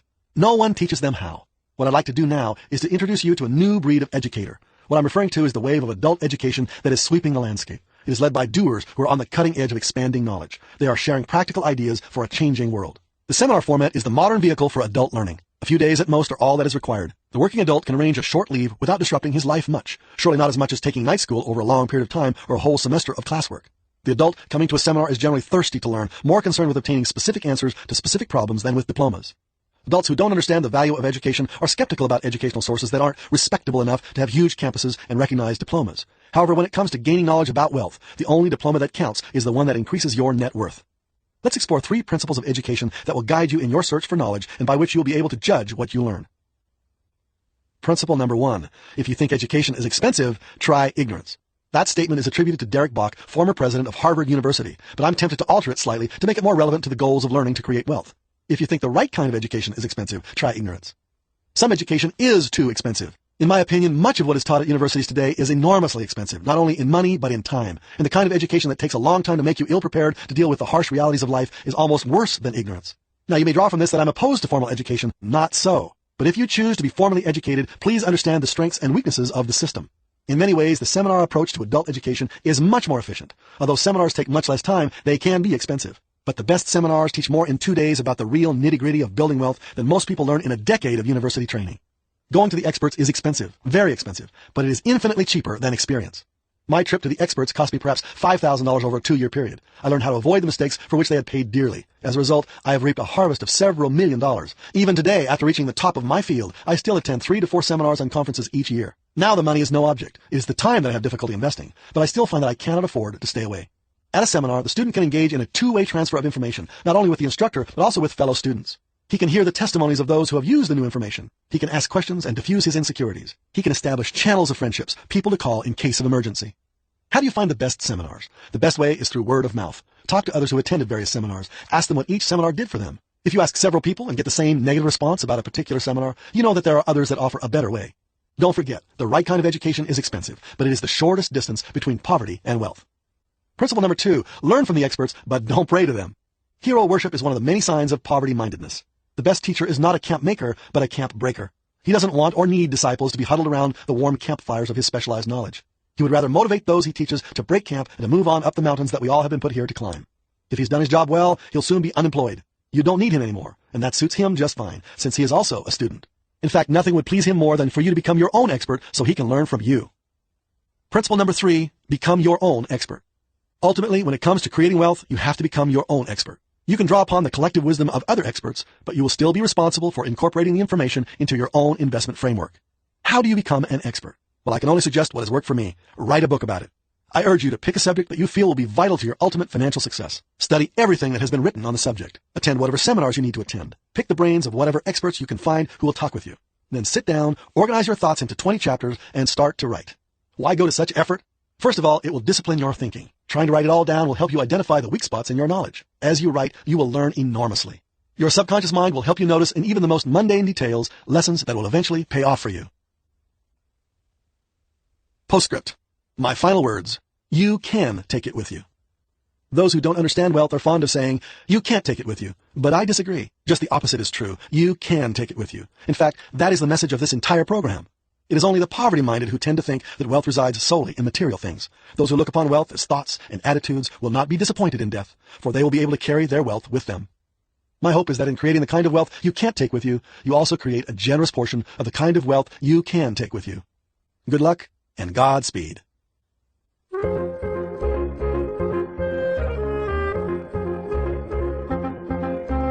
Creating Wealth, Retire in 10 Years Using Allen's 7 Principles of Wealth was written and read by Robert G. Allen. It was abridged for audio by Jesse Boggs. The recording engineer was Dan Abernathy at Studio West in San Diego, California. Editing and post-production by Common Mode, Paul Fowley, Technical Director.